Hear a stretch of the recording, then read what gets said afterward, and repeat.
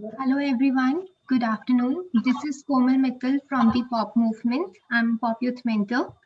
The Pop family welcomes you to this session on Education for Sustainable Development, Approaches for Youth Empowerment. We are very excited to have you here. Before we start, I should mention a series of indications. We first like to ask you to please switch off your microphones to avoid any background noise. If you have any questions, please drop it in the chat box. Our facilitators will help us coordinate with your queries. We would also like to share our social media handles with you. Please see the chat box for our social media handles to stay connected with us for our future activities. If you're sharing any content related to the festival on your social media, we would appreciate if you use our hashtags. We are also dropping the link to join the Pop Movement. Please see the chat box below. Before we move on to the session, we have our moderators with us, Ms. Taru Mehta and Ms. Saltanat Qazi. Ms. Mehta, she is an Education for Sustainable Development ESD practitioner with more than 13 years of experience. She has her forte in program management, capacity building, and training programs in the field for school and college students, both urban and rural in the age bracket 10 to 35 years. She has been instrumental in developing training modules on environment and sustainability, children's workbook on waste management, IEC material, and online MOOC to reach out to the target group in domains of waste, water, sanitation, and hygiene. Climate change and energy. In TEDI, she has worked on several capacity building programs. She is a lead author of 2 case studies on Project Flow and Project Search in a publication titled Multi-Stakeholder Approaches to Education for Sustainable Development in Local Communities towards Achieving the Sustainable Goals in Asia, jointly published by UNU, IAS, and UNESCO Bangkok. Additionally, she has also contributed to Environment Education Unit for the Course Fundamentals of Environmental Science and Ecology for MSc Environmental Science Program of IGNOU. She represents TEDI at UNESCO's Global Action Program and is passionate about path-breaking education and communication practices. She is a management professional from Institute of Rural Management, and prior to TEDI, she has worked in development alternatives. We warmly welcome you, Ms. Taru Mehta. Thank you. The next moderator for this session is Ms. Saltanat Qazi. She has a master's degree in political science and work experience of 22 years in various capacities at the Goa, Mumbai, and Bangalore offices of TEDI. She also has had a fruitful stint at teaching at the university, degree, and pre-university level. She is adept in carrying out sectoral impact assessment studies and conducting impact-oriented outreach-related activities in the area of education for sustainable development.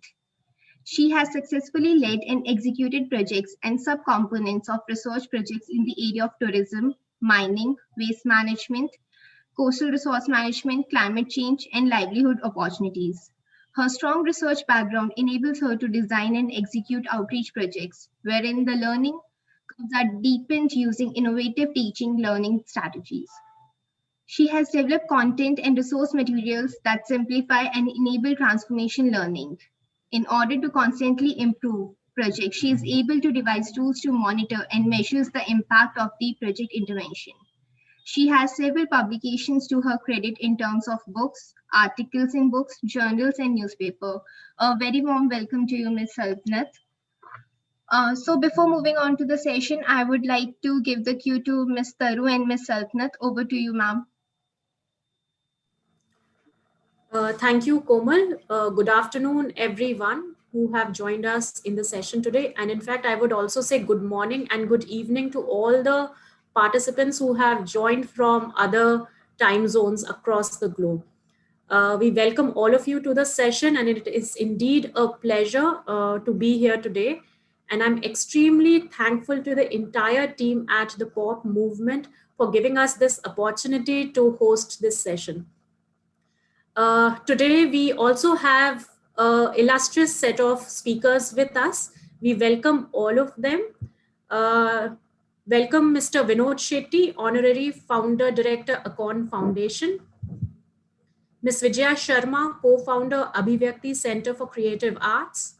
Mr. Rakesh Khatri, Founder, EcoRoots Foundation.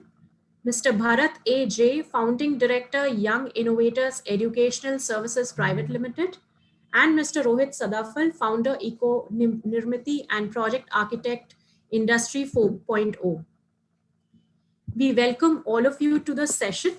And before we move on to the exact topic and the nitty-gritties of what our speakers are doing in the stream of ESD, I would like to make all of you understand why we actually dealt into such a topic and why we are actually doing this session. The core idea here is to apprise all our participants that we are undertaking education for sustainable development issues in our own niche ways, and it is also to showcase the work that we have been carrying out here in India across all the organizations. The other aspects of this particular session is also to introduce to different forms of ESD, such as a theater, storytelling, and even nest making. In a way that there are aspects of filmmaking, music, which makes core competence of ESD worthwhile to for students to study ESD. There are also case studies by Ecopreneur. And when I say that we want to understand what these youth ecopreneurs have been going through, it is also because that we want to make ESD aspirational for all our youth participants, and so that they, whenever they choose their career, they take ESD and offshoots of ESD as one big opportunity for their life.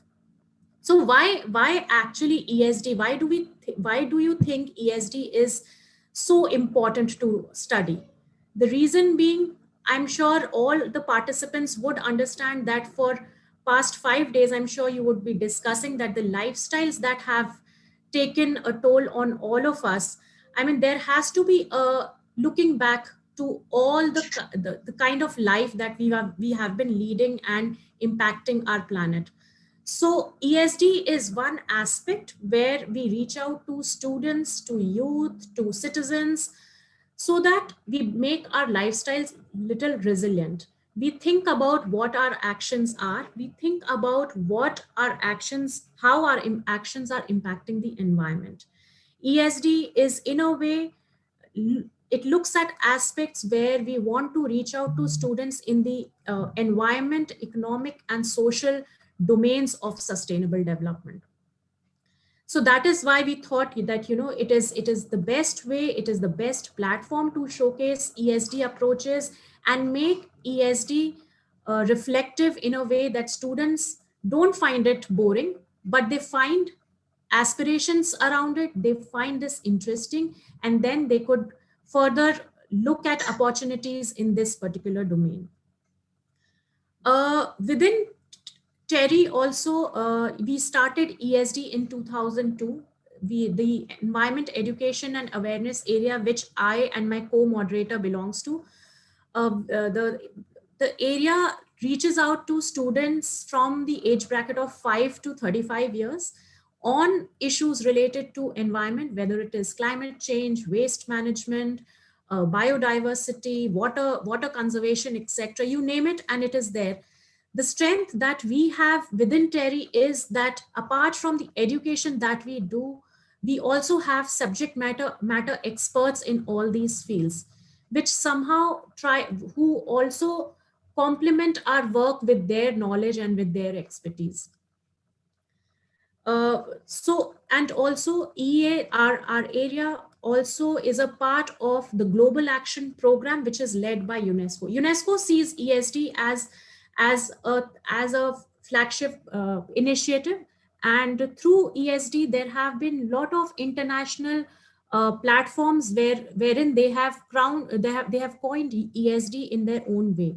So after the advent of the Sustainable Development Goals, which came into being in 2015, UNESCO is now looking at a decade of ESD actions, which are termed as ESD for 2030. And globally, most of the organizations who work in ESD domain are part of that particular network. So we are one of them.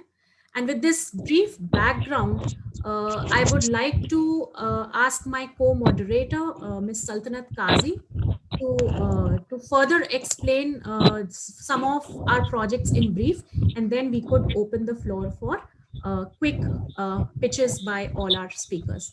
Over to you, Saltanat. Thank you, Taru. A very warm welcome to all the participants and our speakers. We have a very illustrious panelist over here, and really look forward to hearing all of you. And I'm sure the participants also will gain a lot from this session. Just to add to what Taru was saying is that I'd like to just go back in the Indian context of, how ESD, especially, I mean, ESD is, even before we get into ESD, it was environment education, which was introduced as a separate subject in the school curriculum way back in 2004, which was in response to a Supreme Court judgment. And after that, we had environment education as a subject, and it was taught as a graded subject in the schools. And as a result of which, the focus was more on imparting knowledge, testing the knowledge, but it wasn't leading to action. And we at TERI have been focusing on ensuring and designing programs which looks at imparting knowledge. And when we are looking at knowledge, we are looking at simplifying the knowledge, in making the knowledge relevant to the student's perspective. We are also looking at, motivating them with the knowledge to bring about action, to internalize aspects related to the environment in it.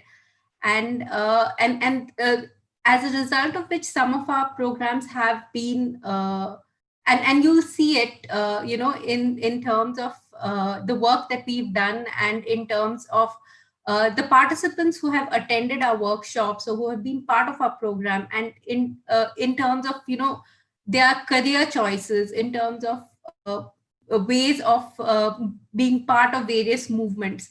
All this is an example of showing how the work has brought about a change which is going beyond knowledge. And so I'd like to speak about our flagship program, the Green Olympia, which started out in 2002. And it is a program which has been reaching out to the youth across the country as well as internationally. And it's the only environmental Olympiad that is happening. And again, over here through the Olympiad, we are not just focusing on questions related to knowledge, but also in terms of looking at behavioral aspects, application of information. All of that is what we do through the Green Olympiad. Another program that I'd like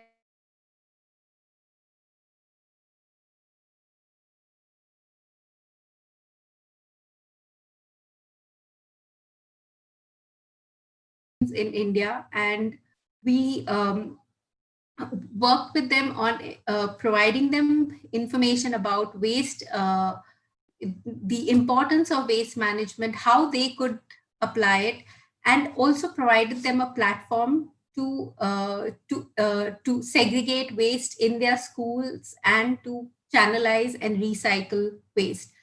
And as a result of which, we have been able to channelize at least 200 tons of dry recyclable waste through the program. We have also had students who have participated and led certain campaigns in their vicinity, in their schools, in their community on various aspects related to waste. So it has resulted in changes that you can see on ground. I would like to stop over here, and I'd like to link this up with one of the speakers that we have with us, and we would like to showcase the work that they have been doing. So I would request Mr. Vinod Shetty, if you could share the film that you have. Mr. Shetty?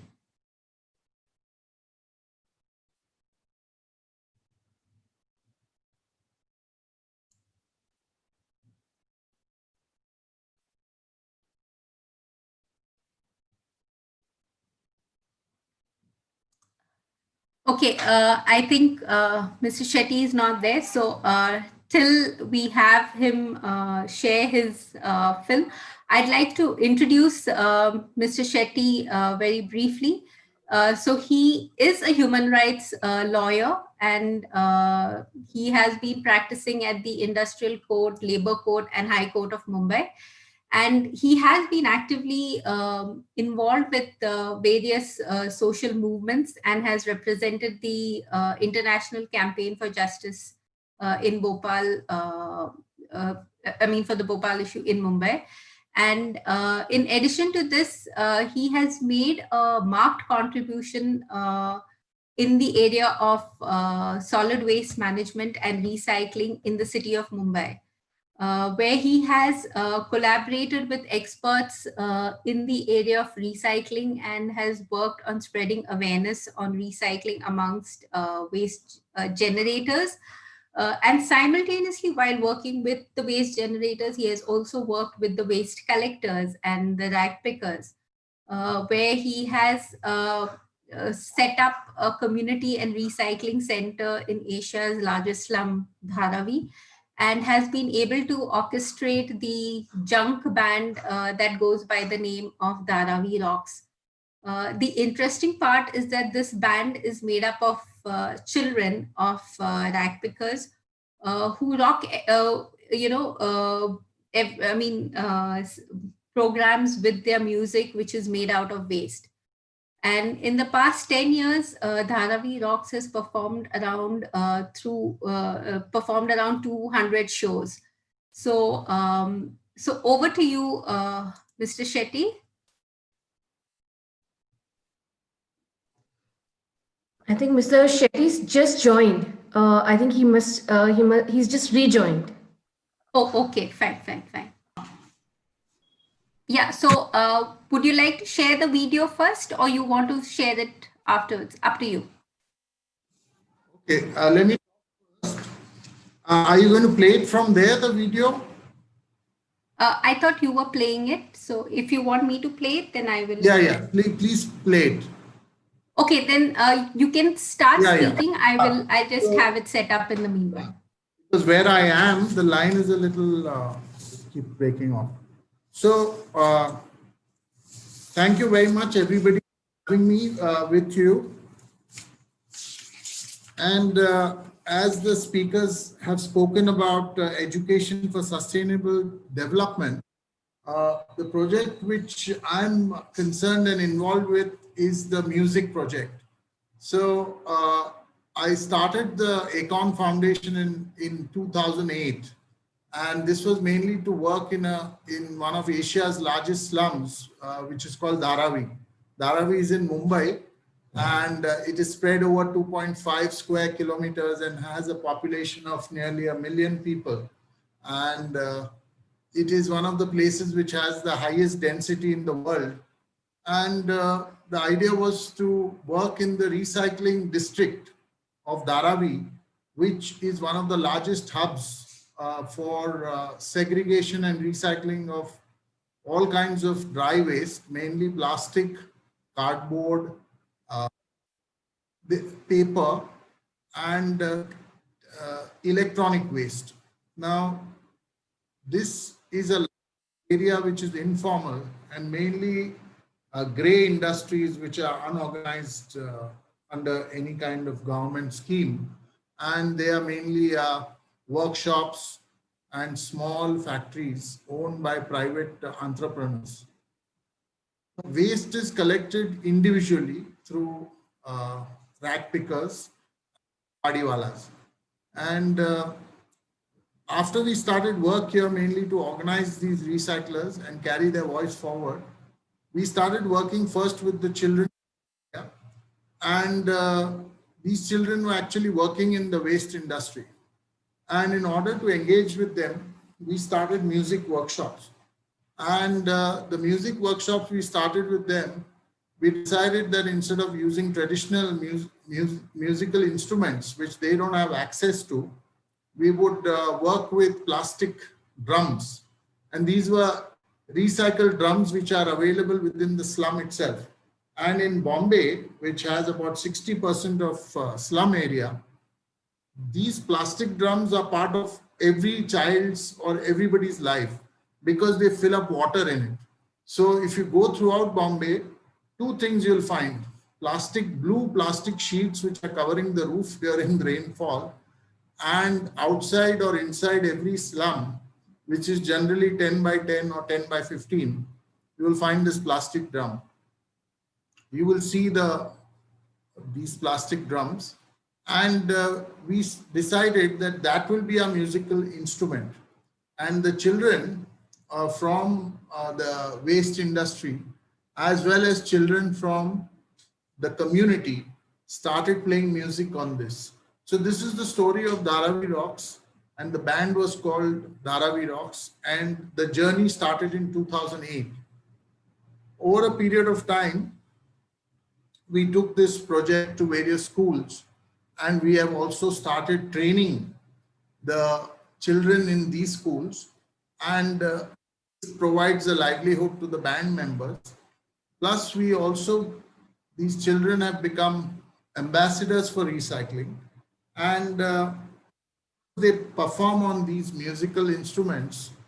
This has become a very comprehensive educational tool, because going to various schools or colleges or organizations, the band has become a symbol of recycling. And music, as you know, has no language, has no barrier, unlike various other methods. There is no class, there is no caste, it is secular, and music is also the language of love. So if the message of recycling, the message of environmental sustainability can be carried forward with our drums and with the music of the kids, this has played a huge impact on the lives of not only these children, it is also on the musicians, because finally the music is also trained to them by trained musicians who do workshops with them. So we have started creating a community of musicians who are ready to teach children, not in the traditional form of music, but basically in percussion. And we also do rap in the slums, because the slums, children write their own songs. They write their songs about their lives in local languages, which is very much their native tongue. So rap has become, and the hip hop movement of dance, this has become the language in the slums for youth.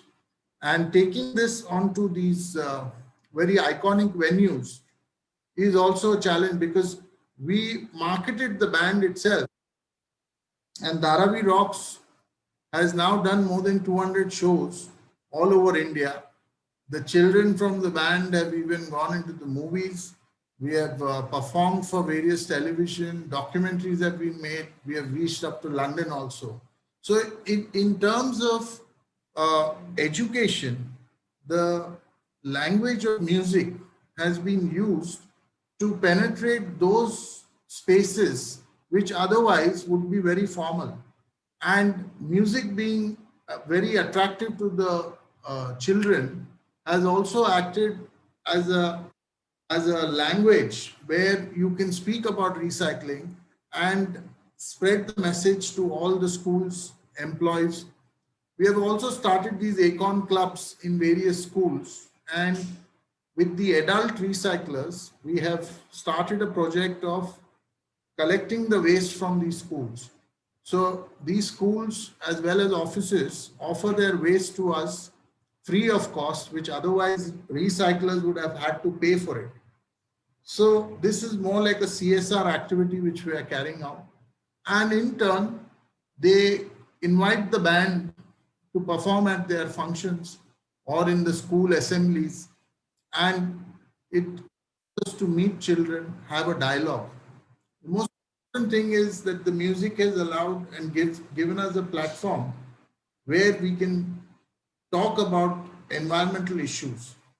The project has expanded schools where in Dharavi itself we have schools, and we are asking the school to include this in the curriculum, where music is now part of the curriculum. We get a class of say 20 students, so we teach them music, and these children perform at the school functions, and the school as well as the parents of these children are again very much impressed by the kind of dedication and discipline this has brought into the lives of the children, the music. And as I said, that finally all such messages regarding the environment have to reach the people.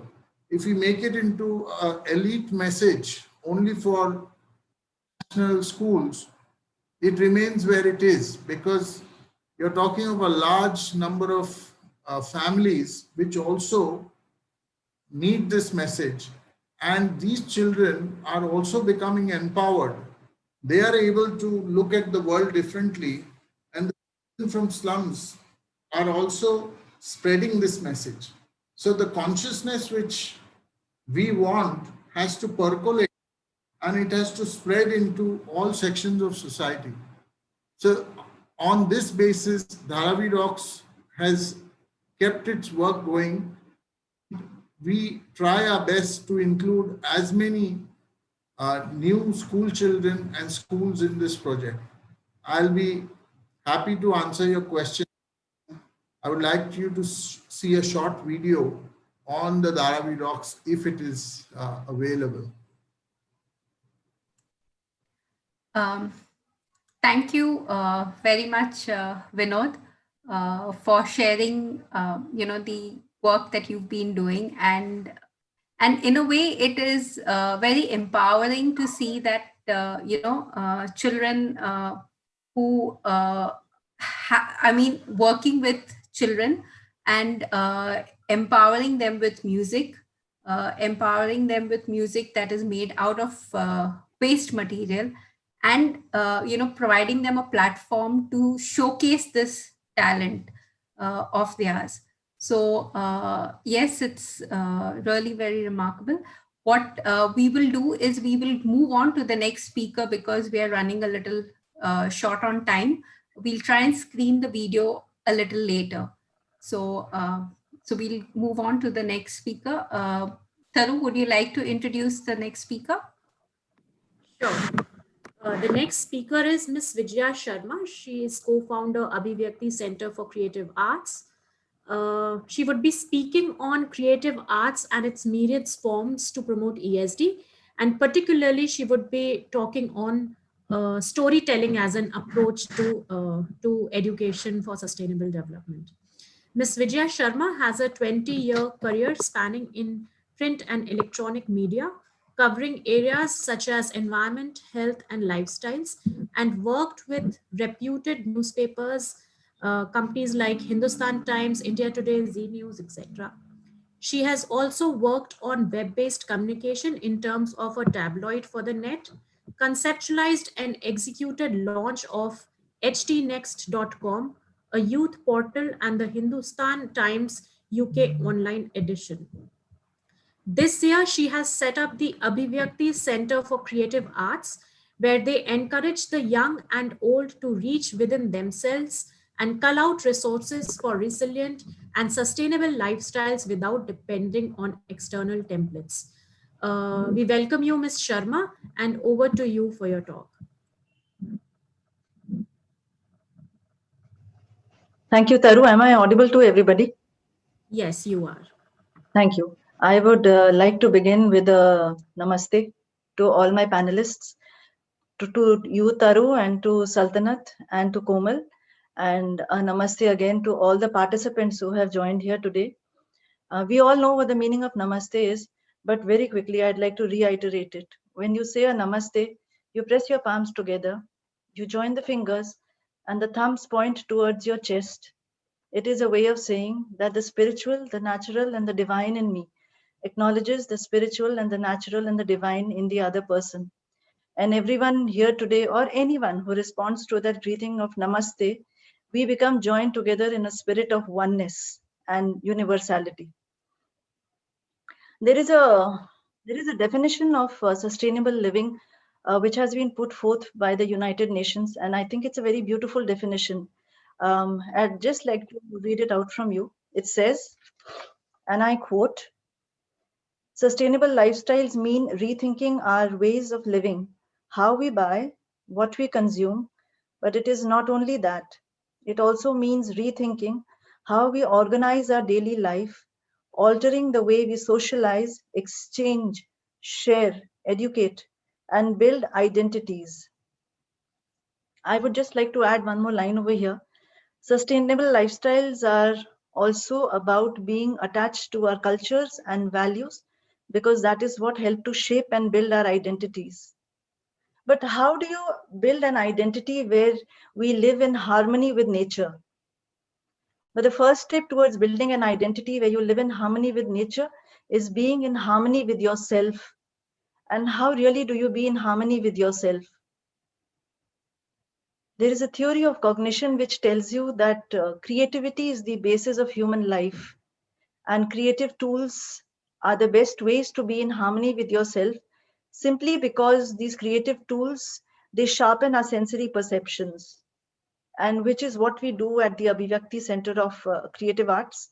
There is a mandate for everyone who becomes associated with our center, that once you become a part of the center, or once you enter the threshold, you have to leave the roles that you play outside. You have to stop being a husband and a wife, or a daughter and a son, and you have to come to us as your own self. We take music and we take art, we take creative writing, we take photography, theater, and dance. And we use these creative tools to tell people how to unchain the expressions within themselves, and how to find and express the things that are inside themselves. They do not have to subscribe to an external template. They do not have to express themselves by saying that, is there something that I can copy? But that is not the way to do it. When you are trying to copy something, you are operating on the basis of a certainty. But you will understand that life around us is always certain. You might have made some plans, but you're not sure they're going to happen. Tomorrow something may happen, the next minute something may happen, and those certainties never exists. But we have started living on a template where we want to operate in certainties and we are afraid of uncertainties. But what happens when you engage in a creative art? You sit down to write a book, or you sit down to draw a painting, and you might say that, oh my God, today I'm going to write this essay and it is going to be the best of all. Or you might say that I am going to draw this thing and it is going to turn out really well. And we all know what happens when we start to do that. The first line that you write on paper, it is very tough to write that first line. And when you draw a flower, perhaps that line is not exactly in shape. It comes out to be totally different. So any creative art, whenever you attempt it, you will fail the first time round. And like life, you never operate in certainties in creative art. But what happens when you fail over there? As soon as you fail, your mind immediately opens up and tells you that there is another way to do it. Now, what if you had drawn the line like this and not like this? What if the first line had been written in a slightly different manner? And which is what the creative tools do. They open up these options and alternatives inside us. And they teach us that life is not about certainties, but accepting the uncertainties that are within us. And which is why we use these tools in multiple ways. During the pandemic, we have taken most of our activities online. And there is one activity that I'd like to speak to you about. We have these baitaks that we do twice a month, every 15 days on every Saturday. Our baitaks are safe spaces where people have come to us from all over, from Mumbai, from Lucknow, from the US, from Delhi, from Noida. They've come from all over and they've spoken to us about various topics. We've spoken about sacrifice and compromise. We've spoken about single parenting. We've spoken about subjects which have been such a taboo in India, domestic abuse. We've spoken about mental health, and people don't want to talk about it because there is a stigma attached to such things. And we've had people on our platform who've come and spoken to us and said that this is the first time they are talking about it. And I'll tell you why this is so. We give them a space where they are not conscious, where they are safe, where they understand that if there is happiness in life, the sadness and the ups and downs coexist. There might be a person who is so emotional talking to us about the struggles in their life, and the next moment there'll be another member who can sing a song for them and make them feel better. We let them come with their cup of tea and coffee or whatever might be their mojo, and we joke and we sing songs and we talk about ourselves. And every 15 days we come together to talk about our lives and ourselves, because that is who we are.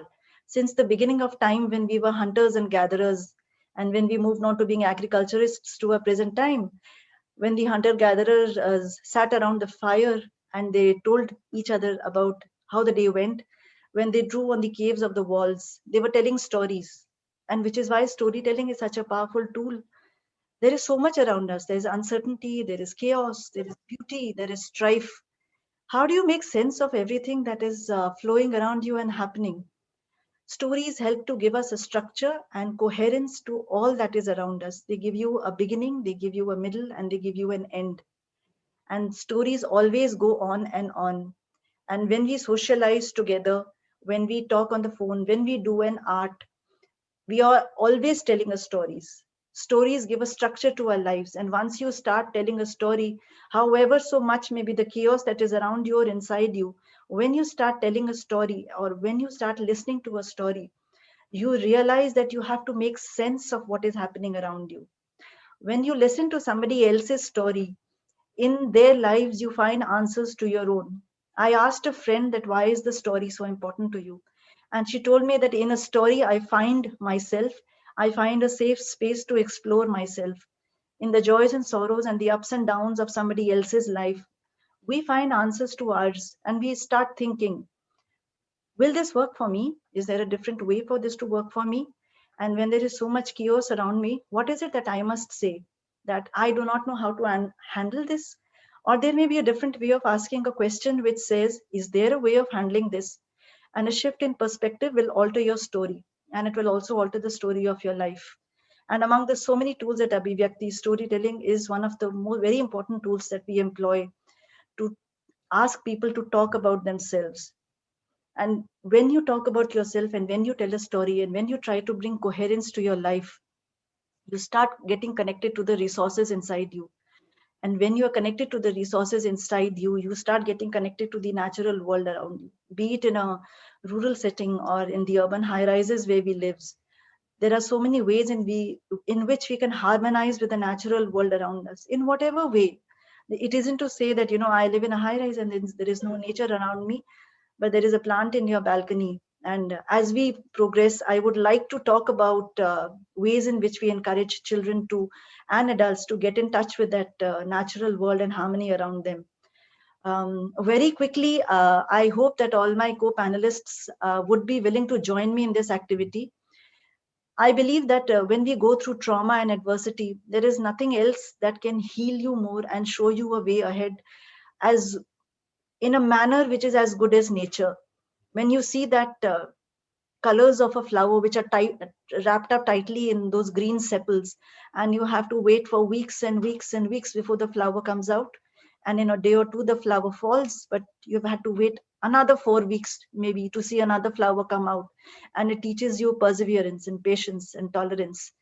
And what I would like to do is this. I would like to give you one line from an incident, from a traumatic incident.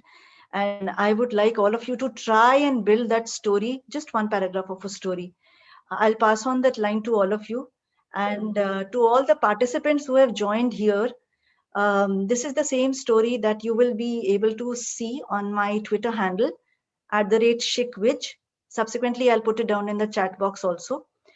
You can go forward on Twitter and carry forward that story in 140 characters. The only premise is this, that when you are in adversity and trauma, there's no better teacher and healer than nature. This is for all the participants. For my co-panelists, here is a line that I want to give you, and please see if you can try and build the story with me. One line each will do. So this is my story.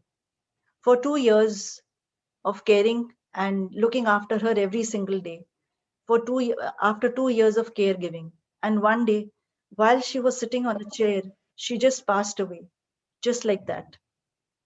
Would any of you like to take that story forward and give me one sentence? The premise is that there is no better healer in trauma than nature.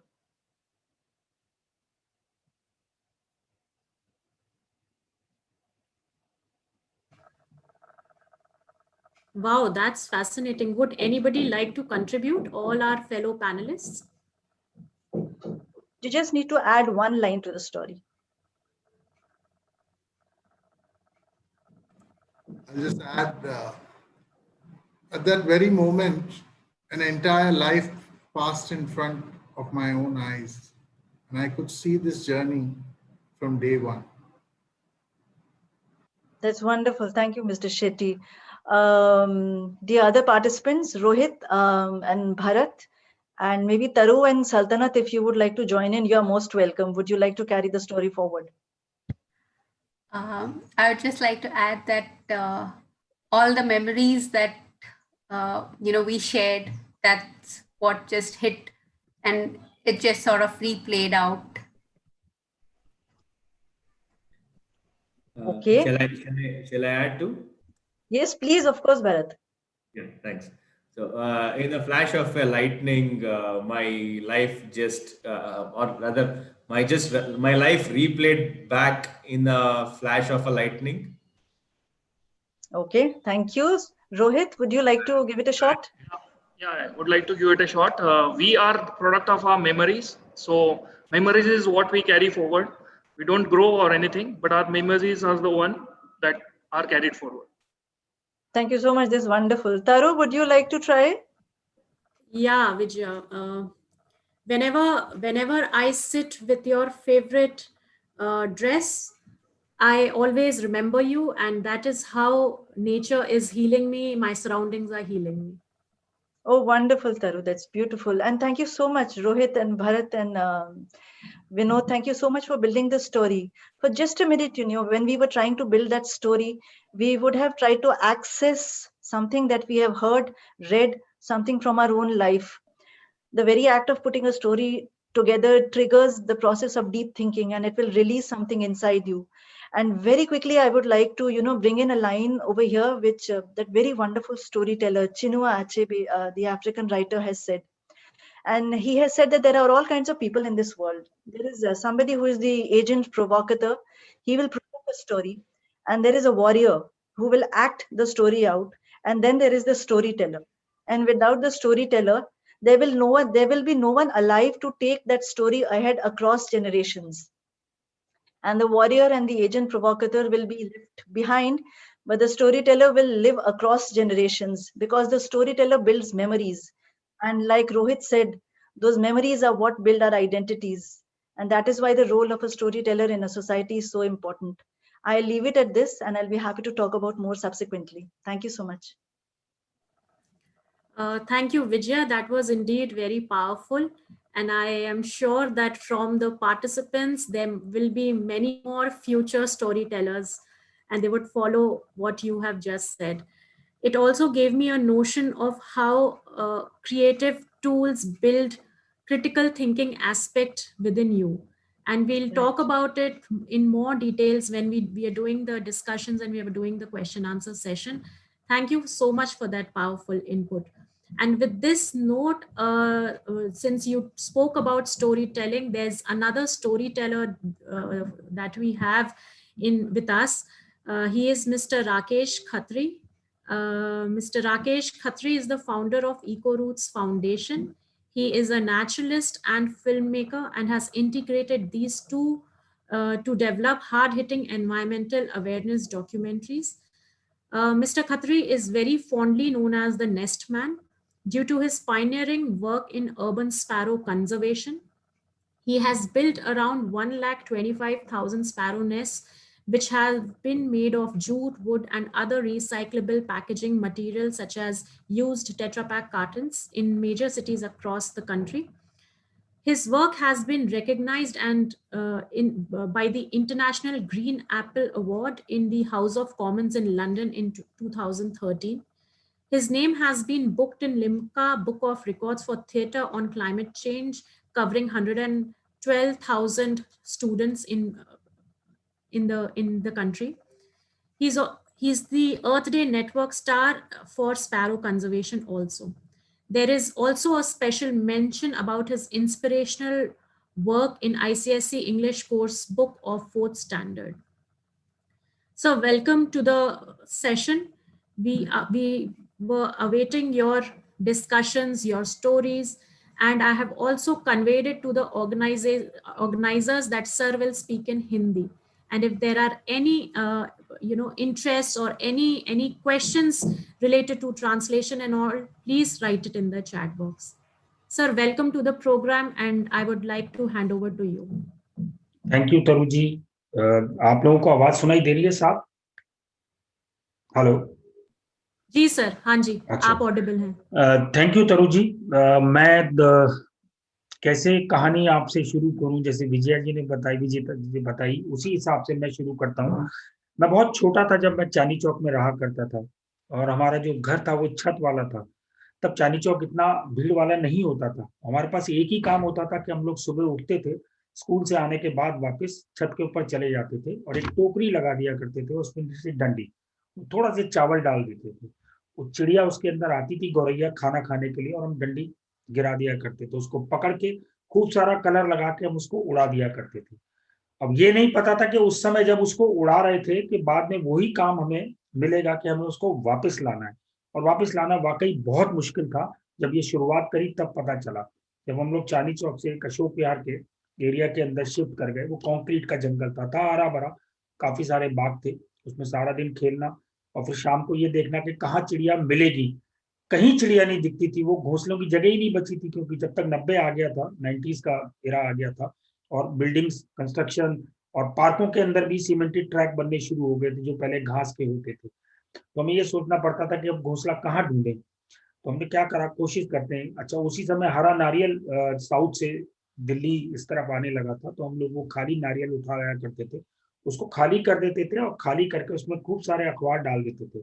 उसके ऊपर थोड़ा सा cooler की घास लगा के और रस्सी बांध के उसको पेड़ों के बीच में या दीवारों के कहीं जहाँ होल होते थे वहां अटका दिया करते थे।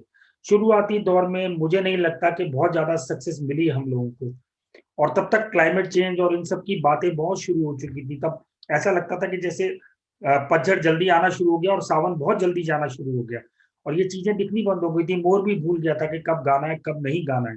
ये सारी बातें देखते हुए दुख तो बहुत होता था, पर कोशिश ये रहती थी किसी तरीके से हम घोंसलों को बनाएं और लगाएं, क्योंकि घोंसला शायद शुरू से बचपन से, आपकी अल्फाबेट की जो पहली बुक होती है उसमें भी उसकी फोटो होती है, और अगर आपके घर में घोंसला बन जाए तो आपको बड़ा कौतूहल रहता है कि अच्छा इस घोंसले में चिड़िया कब आती है, इसके बच्चे कब निकलते हैं, और बहुत ध्यान रखा जाता था उस जमाने में।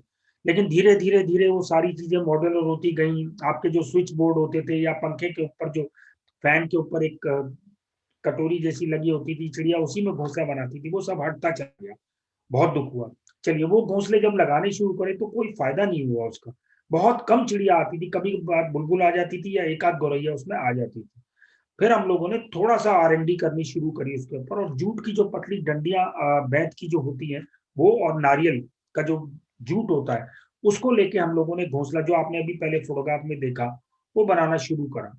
और वो लगाते लगाते इतना सक्सेस हुआ, जब वो पहली बार एक जगह लगाया एक कस्बे के अंदर, तो हम लोग 4 दिन तक वहां कैमरा लेके बैठे रहते थे।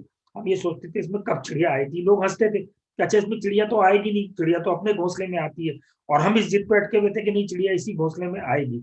और फाइनली चौथे दिन उसमें एक मेल स्पैरो जो थी वो आया। उसने आके अंदर जाके देखा, पूरा जैसे सिक्योरिटी का मुआयना किया जाता है, और उसके बाद वो बाहर आ गया। बाहर आने के बाद फिर वो गया, थोड़ी देर के बाद एक वो तिनका लेके आया। वो शायद मेरी लाइफ का एक सबसे बड़ा मोटिवेशन था, जिसने मुझे ये कहा कि नहीं, अब ये काम चल निकलेगा। और उसके बाद हम आज तक नहीं रुके, और 1,25,000 घोंसले अब तक हम लोग लगा चुके हैं, जिसमें से तकरीबन 70% ऑक्युपाइड हैं। टोल ब्रिज इसके ऊपर लगाए। मेरा ख्याल हिंदुस्तान के शायद कोई ऐसा टोल ब्रिज नहीं बचा होगा जहां हम लोगों ने नहीं लगाए, और वो चिड़िया धीरे धीरे दिखनी शुरू हो गई। फिर हमने सोचा बच्चों के साथ इसको करना चाहिए, बच्चों को बनाना सिखाएं। हमने एक छोटा सा उसका किट बनाया, जो हमारे लिए कुछ ऐसी टेक की लड़कियां हैं जो हमारे लिए तैयार करती है, जिनका एक रोजगार बन गया है ये। हमने उनको वो काम दिया, वो हमारे लिए पैकेट बनाती है, हम लोग स्कूल्स के संग टाई अप करते थे, और वो करते करते ऐसा हुआ कि बच्चों को एक समर वेकेशन का एक वो वर्क मिल गया, और उन लोगों ने क्या करा कि हमें रिपोर्ट भेजनी शुरू करी कि अच्छा सर, मैंने घोंसला यहाँ लगाया था, इसमें चिड़िया आ गई। और आज मुझे लगता है 2,50,000 के करीब हम लोग ये घोंसले बच्चों को सिखा चुके हैं, उन बच्चों को 1.25 लाख तक बन चुके हैं। उसके बाद हमने उसको थोड़ा सा स्विच ओवर किया है, हम लोगों ने अब टेट्रा पैक से बनाने शुरू करे। हमने टेट्रा पैक की जो वुडन बनती है उससे उनको घोंसलों को बनाया, और वो भी बहुत सक्सेस हुए, उसके अंदर भी चिड़िया आनी शुरू हो गई। तो मुझे लगता है एक मोटिवेशन लाइफ में जरूर चाहिए, एक बार हम घोंसला लगाएं, और करते करते हम लोग कहाँ से कहाँ ट्रेवल कर गए। लिम्का बुक से होते होते हाउस ऑफ कॉमन लंदन में पहुंच गए। अभी हमें लॉकडाउन के टाइम में, मुझे लगता है लॉकडाउन के टाइम में लोगों को काम की प्रॉब्लम आ रही थी। हमारे सबसे ज्यादा घोंसले जो लोगों ने हमसे लिए, वो हमसे तभी खरीदे जब हमें कपिल शर्मा शो में बुलाया गया, तब पहली बार एहसास हुआ कि अच्छा, इस चीज की इतनी इंपॉर्टेंस हो गई है।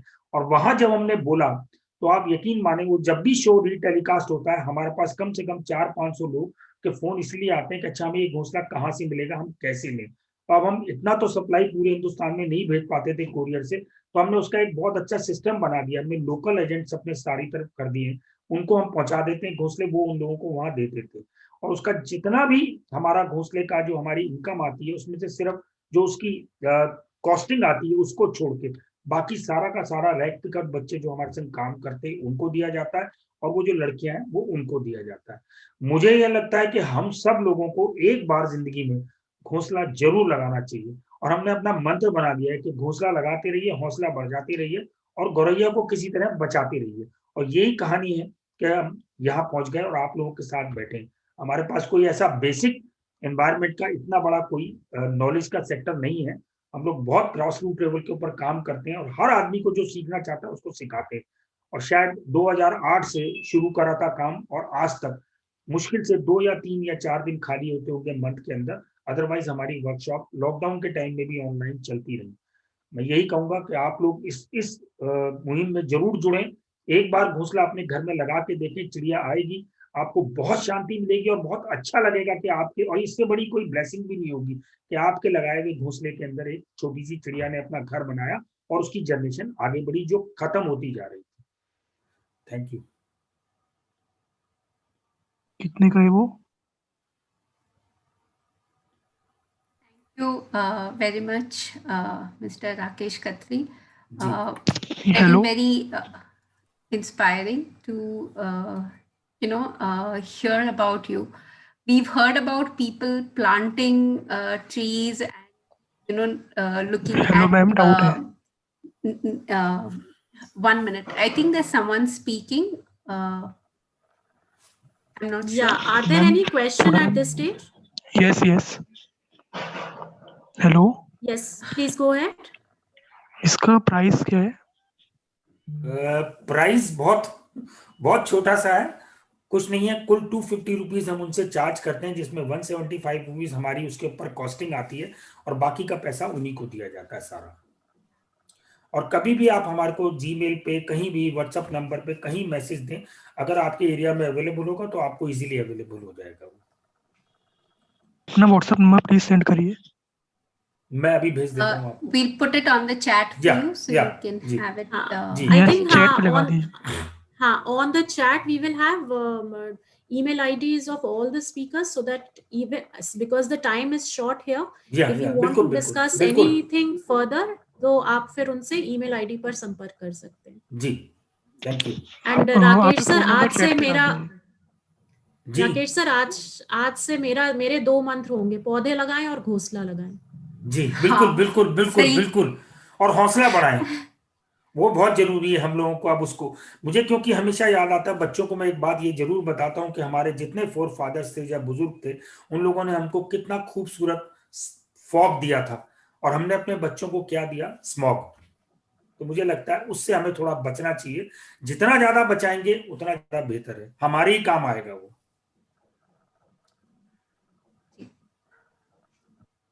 Thank you, Taruji. Thank you, thank you, Rakesh ji. Thank you. We'll now go to our other speaker. The next speaker is Mr. Bharat, who is a young, dynamic entrepreneur and who has made his passion about the stars, skies, and all things related to science his profession. He has very effectively channelized his contagious zeal to develop hands-on curriculum to nurture the scientific temper of children and provide them with ample opportunities to explore aeromodeling, robotics, and astronomy. With a dedicated team of like-minded people, he has set up young innovators to develop tools that make science fun and stimulating. A recent feather in his cap is the successful accomplishment of creating a world record in assembling the maximum number of telescopes, which was on 20th of February this year at the Jawaharlal Nehru Planetarium, Bangalore. And this is confirmed in the India Book of Records. In addition to this, Bharat is also a wildlife enthusiastic, and he has been actively involved in the elephant census, across the country. So over to you, Bharat. Hi, thank you so much, and very warm welcome to every one of you over here. I would directly jump into the topic of today. This is sustainable educational methods and other things. Education is actually a very funny word, to be very honest. It is actually evolving more than our mobile phones are evolving. So education is changing and it is getting updated every now and then.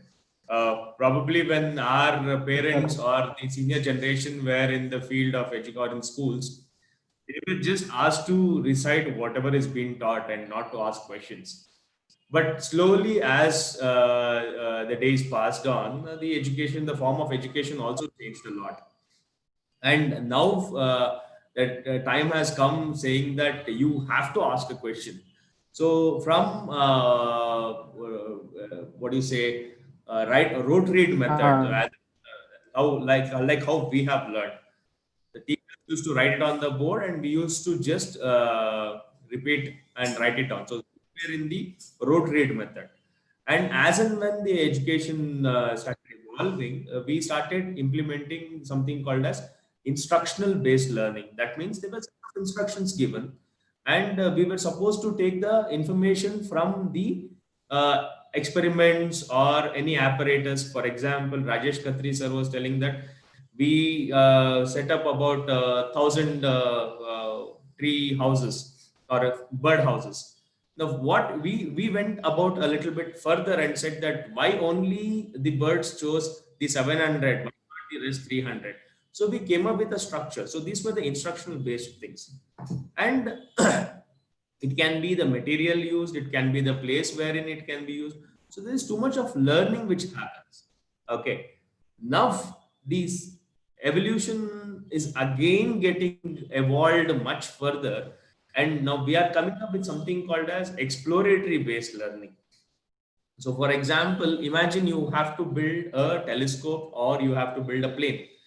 Now, if I have to build a plane during my early days, I just go to any store, pick up a balsa model or pick up any model which fascinates my kind of a plane. So if I want to pick up a plane which is a fighter aircraft, so I'll pick up a fighter aircraft kit. Or if I want any antique model like a Wright brother one, so I'll go pick up the model. And there are a set of instructions given. I just assemble it and I just keep it. Now, the advantages are very good. So it increases your motor ability, your logical reasoning, and all those things. Very good, better than the earlier type of education. But now, what it doesn't do is it doesn't teach you what type of a product that you need to choose. So what we do at Young Innovators is we give them the indirect way of teaching, which is called as product-based learning. So in product-based learning, the student or the participant, whoever it can be a grade 5 to a PhD-based student. So this entire sector will actually sit, brainstorm, extrapolate, elaborate, and research on the type of the product which they are going to and what materials is they are going to do. Now, if I give them a model, probably what they can do is they can replicate it, the same material, but they will not check or experiment with any other similar materials which are available in and around. But if you ask the students to build a model, for example, the first speaker was talking about the band in the Andheri, right? So what exactly or why exactly you or anyone should learn or promote product-based learning?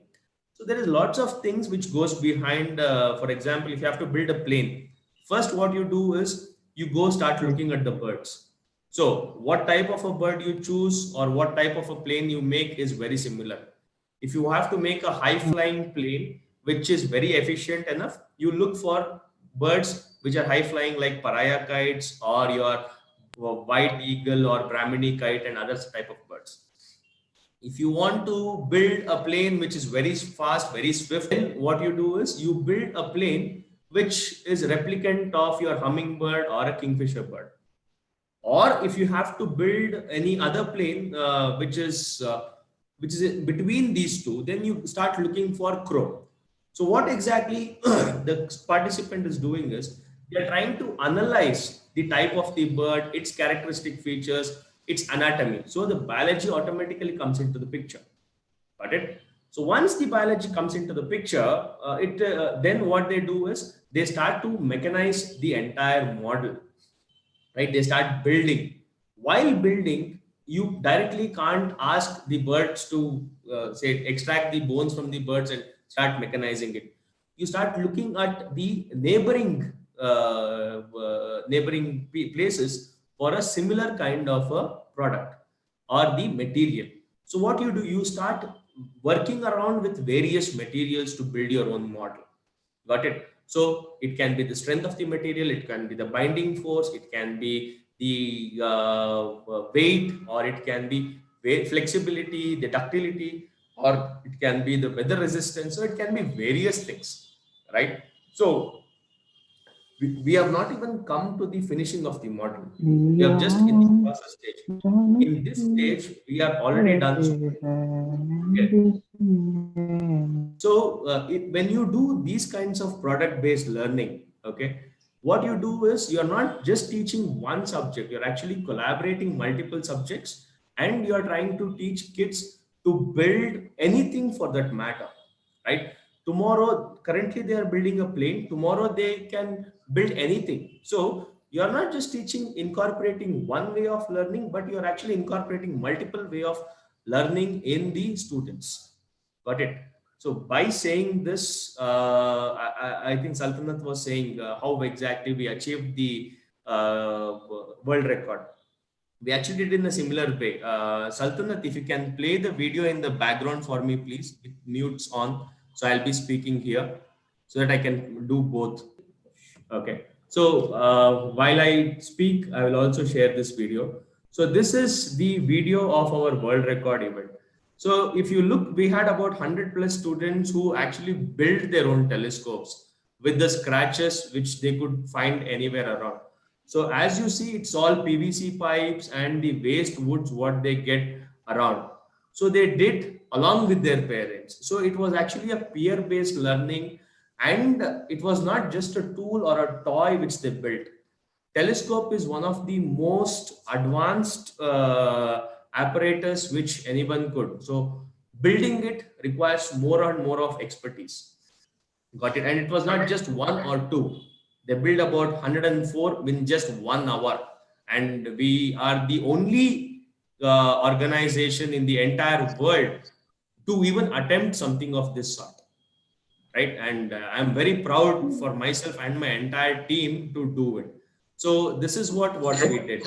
It's the kind of education or anything which anyone should promote, right? So not just teach them how to just follow the instructions, but actually teach them how to build your own product with various materials and other things, so that it will not be a hindrance with just one product building. So they will continue go on, and eventually will start building an entrepreneur for themselves. They can build their own models, they can sell it, they can start marketing it, and it is a whole set of things which they can do, right? So saying this, I will stop my talk here. Okay, and if there are any questions, I'm up for the questions. Thank you, hosts. Thank you, Bharat. It was really interesting. The best notion of ESD is what I like is that all the facilitators and moderators make the entire experience so aspirational. And I'm sure during your journey also you would have found students who wanted to copy you, who wanted to be like you, and wanted to be in this particular scope of developing their careers. So thank you, Bharat, once again, and it was lovely to have you here. And sorry for the the disturbance that happened. I mean, in online platforms, we really have limited choices. I understand. Yeah. So thank you so much, and thank you for all the beautiful comments. You can just log into the website, and I see a couple of people asking where to find all the other details. So I'm sharing my website here. I think it is, I don't know how to make it. Okay. Yeah. Okay. Any which ways, my website is younginnovators.in. So just log into our website, and we have lots of free videos where you can sit at your home and do lots of experiments, and you don't actually need telescopes to build telescopes to do astronomy. So we have various tools also. With a small mirror, you can do multiple activities. Okay. So it's very much available in our website and in our YouTube channels. Yeah. Thank you so much, Saltanat and Taru, for hosting us. Yeah, thank you so much. Yeah, so moving on from your talk, Bharat, even we at Terry had a program called Leadership. So the name itself is very, very, relatable. When I talk about it, it was an amalgamation of leadership and sustainability. And what we used to do is offer fellowship to students under this. We used to train them for 8 to 10 days on leadership and sustainability aspects, so that whatever ideas they generate, they co-create with their team members, further see the light of the day in various forms. In light of this particular, and we did this particular program for 3 years consecutively from 2014 to 2017, and our last speaker, Mr. Rohit, who used to be a student of ours, has now become like a co-founder of an organization called Eco-Nirmiti. And so he was one of our fellows in the first batch of leadership, and a young and a quiet chap. We used to feel very nice interacting with him because his ideas were great, his notions were great, but on a candid note, the ideas that he had were so expensive that we were not able to afford. So somebody else's idea was selected. But then, we are all here to see what he has created, and there were so many opportunities after that he has got, that he's brainstormed and come up with this beautiful idea of creating wealth out of waste in its own form. So I'll quickly read out his bio note, and then I would ask Rohit to make his journey memorable and aspirational at the same time to all the young participants that are present here today. So Mr. Sadafal is a solution-driven person and has been working on developing socio-economic models and technology solution for the prevailing problems in society. He was awarded jury's grand choice at Accenture Innovation Jockeys Season 2, powered by Yahoo, for his innovation made in India. While pursuing diploma and bachelor's in civil engineering at Government College of Engineering, Aurangabad, he undertook leadership role to organize engineering and capacity building programs at regional levels for students, corporates, and academicians. He completed his MTech in Sustainable Urban Development and Management at Terry School of Advanced Studies, New Delhi. He was awarded with Lead Earth Fellowship by Terry and Tetra Pak for implementing his idea on business and sustainability issues. He has also completed his post-graduation in Advanced Project Management from SP Jain Institute of Management and Research, Mumbai. Welcome, Rohit. I am so proud of you that we are sharing the table together, and I'm honored to have you today. Over to you. Okay, thank you, Taru. Actually, I'm a bit of nostalgic because this reminded me of our leadership days when we used to interact a lot and have our discussions. To present to the audience, actually, whatever Saltanat and Taru said, I am actually the product of ESD, which the journey started by Terry. So I am the product of ESD. I can proudly say that, and I take pride while saying this. So also, I will recall talk of Ms. Vijaya Sharma, where she said about storytelling. So adding to her talk that those who tell stories can actually influence and rule the world. This is said by Plato. So, and that's how it is happening also, that those who are telling stories are actually ruling the world and they are influencing people. So in a way, yeah, storytelling plays a great role in inspiring lives. To start with my journey, I would like to share a small story of my journey on screen. Taru, can I do that? Sure, Rohit, please. Please share your screen. Just a moment. We'll take another 2 minutes. It's a short story. Basically explains my journey till 2013. Also, I would request all the participants, if they have any questions, they can mention in the chat. Since speakers are here, they can individually reply in the chat itself.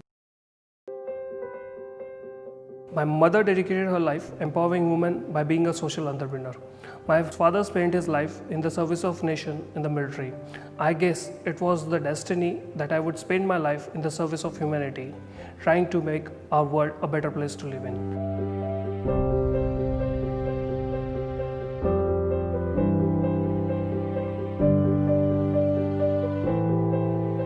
I've always been driven to look for solutions to the real-life challenges faced by the common people using socio-economic models and technology solutions. This passion led me to a bachelor's degree in civil engineering from my hometown of Aurangabad. I got the opportunity to take part in Innovation Jockeys Season 2 sponsored by Accenture. The experience changed my life. I was awarded the jury's choice for my innovation made in India. Committed to the philosophy of my winning idea, I went on to pursue Masters of Technology in Sustainable Urban Development and Management at Terry University here in New Delhi. With the incubation support from Terry, I created EcoNirmiti, a clean tech scientific startup company. This was in the year 2013.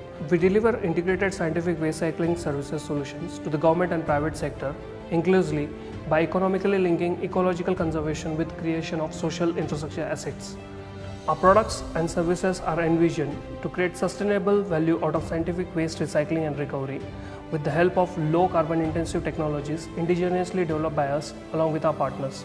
It has been the dedication and support of my parents, valuable education and wonderful opportunities like Innovation Jockeys that has got me to where I am today. For a once-in-a-lifetime opportunity to share your idea with the world, apply now to the Accenture Innovation Challenge. Your innovation can make a difference.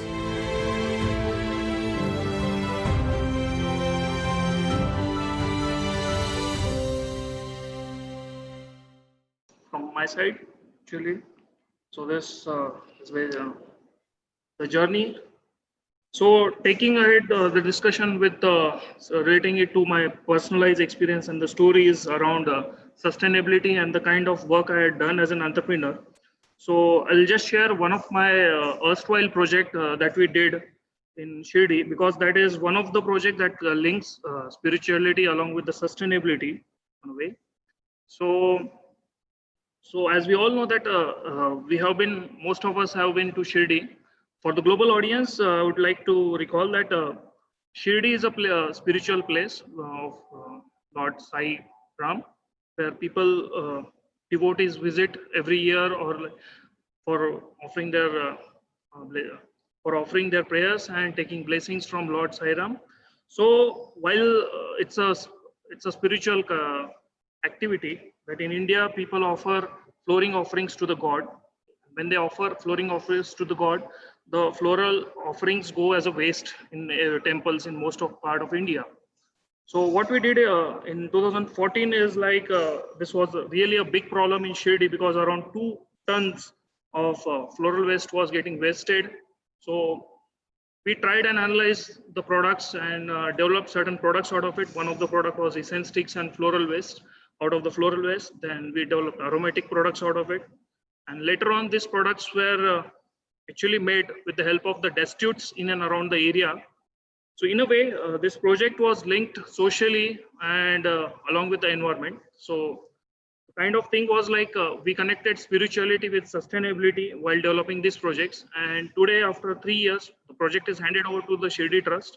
So now after 3 years, when we stand, we see that around 200 destitutes are getting the job every year, and around every year 400 to 500 tons of floral waste is getting converted into essence sticks, and now the product is going globally. So after 3 years, the project is running successfully at the Shirdi temple. That is one of our example that we started. Now presently I'm working in the area of circular economy and symbiotic approaches for industries. Basically, the kind of work I'm doing right now links up with more of a circular economy projects where we try to develop waste products out of waste, actually converting a waste of one industry into another resource for another industry. That's what we call as industrial symbiotic approaches. So along with that, we are involved in additive manufacturing in material. So my kind of things are more linked towards scientific approaches because like my mentor was, I'm blessed to have Dr. APJ Abdul Kalam as he was my mentor, late Dr. APJ Abdul Kalam, our ex-president of India. So once he said that our scientific knowledge is of no use if we can't serve our nation with our knowledge. So taking a cue from that thing, I started Eco-Nirmiti because all of my innovations were developed in labs, and like there was a day when we presented him our first product from our lab. And then we happened to have a meeting with him and we said that, sir, we have developed a fantastic product which is made out of waste and this is being presented to you.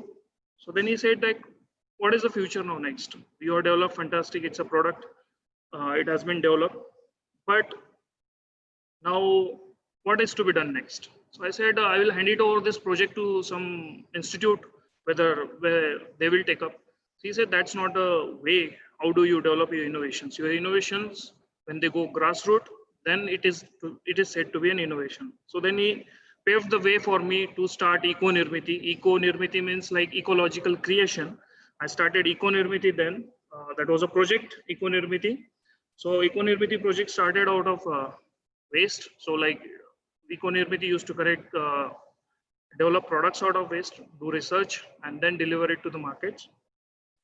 But now talking about the current field or like what we are doing right now is like more related with circular economy projects, trying to develop products out of waste, basically industrial waste, so that it can be converted into resources for another industries.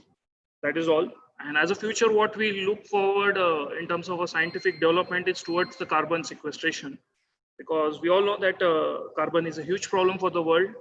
There are rise in emissions and like it is creating a havoc altogether. So when we see carbon as a problem, but there is an opportunity as well. I will not go detail into the chemical engineering aspect of the carbon, but definitely carbon can be converted into a different products. It can be utilized as an energy. So we can probably see tomorrow that cars will be running on carbon. It's not an hypothetical statement, but it has something scientific backing. So eventually you will see now electric vehicles are getting into the market. So tomorrow you will see that cars powered by carbon can come on the roads, and we see that a problem is mitigated as an opportunity. So now this I present as an opportunity to youth. So not always there is a problem with respect to environment. Definitely we have screwed up badly with the environment. It's like there's no pride in saying this, but we have badly screwed up with the environment. But then being a scientific person, we need to see that, being a human, we need to see that how best we can resolve the problem. We can mitigate the issues. So that's all what's for the carbon sequestration and capture, storage and conversion is one of the projects that we are working.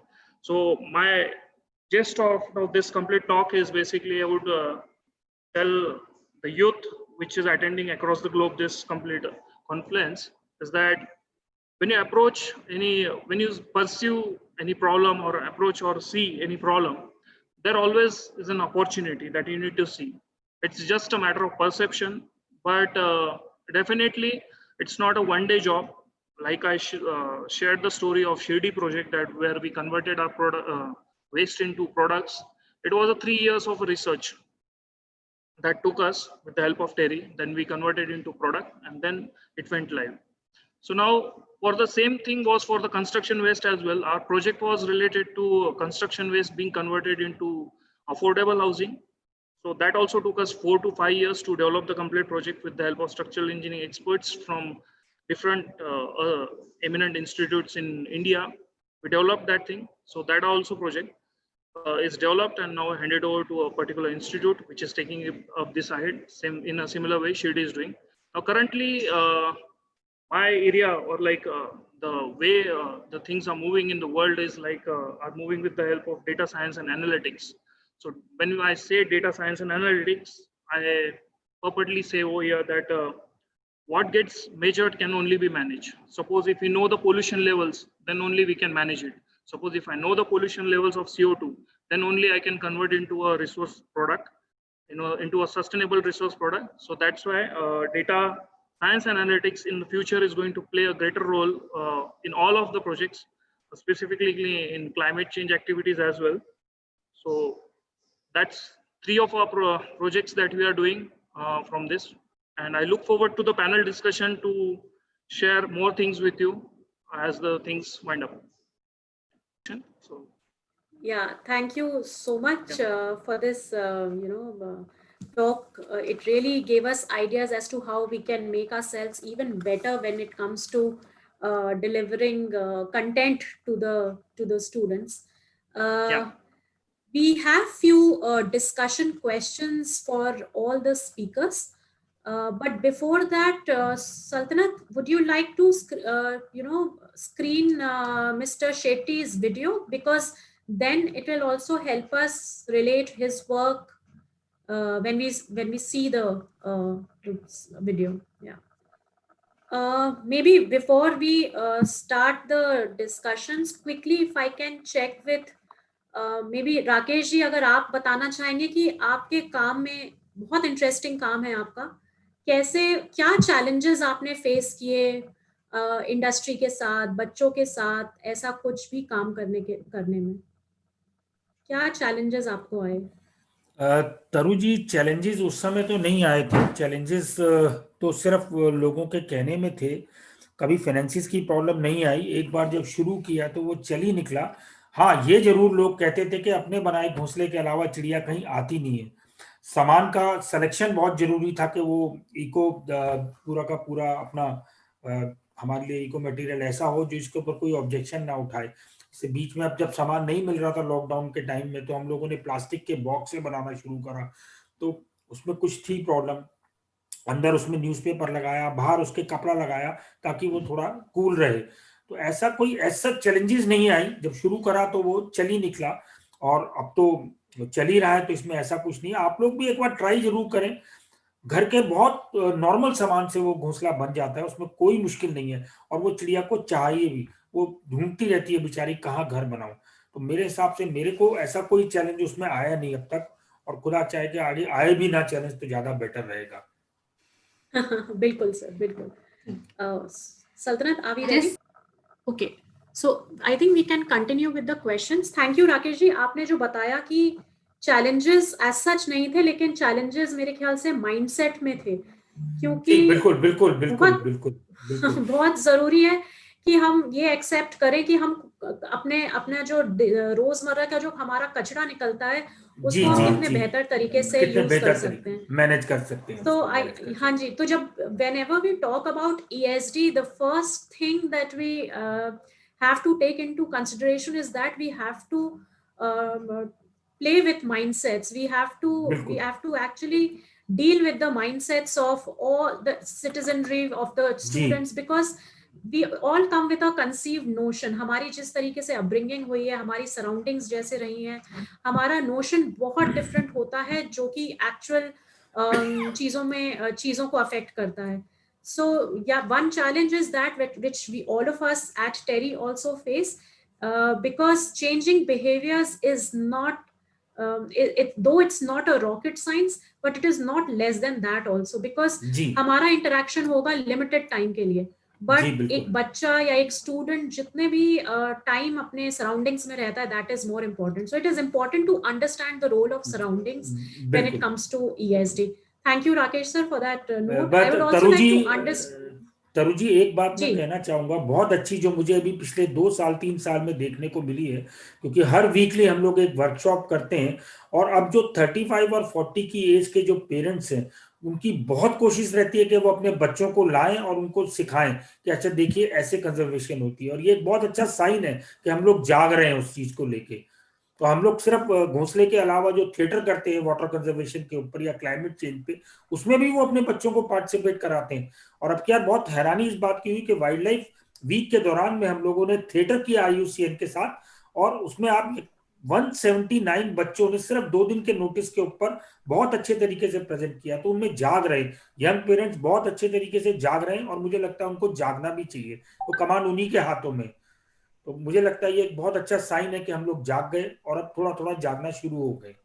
Thank you. मतलब मैं area में बहुत मस्ती करता था, गाड़ी लटकता था, तो यहाँ पे आके मुझे पढ़ने का मौका मिला, पढ़ाई किया.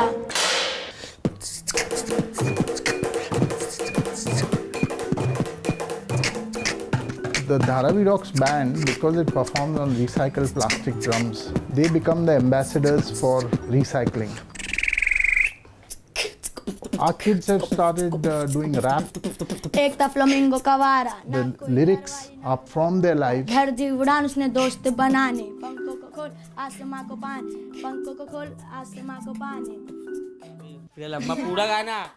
Some of the kids we started working with initially were rack pickers themselves. Some of the kids were actually involved in small thefts.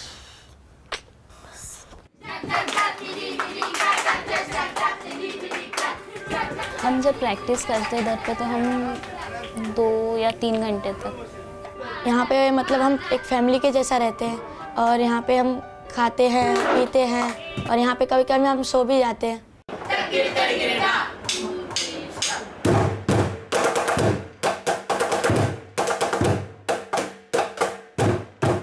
बाहर आया, परफॉर्म किया सबके सामने, बहुत अच्छा लगा. तो मुझे बहुत अच्छा लगा था कि मैं इतनी छोटी थी और उतने बोलते ना बाहर घूम के ड्रम प्ले करके आई थी.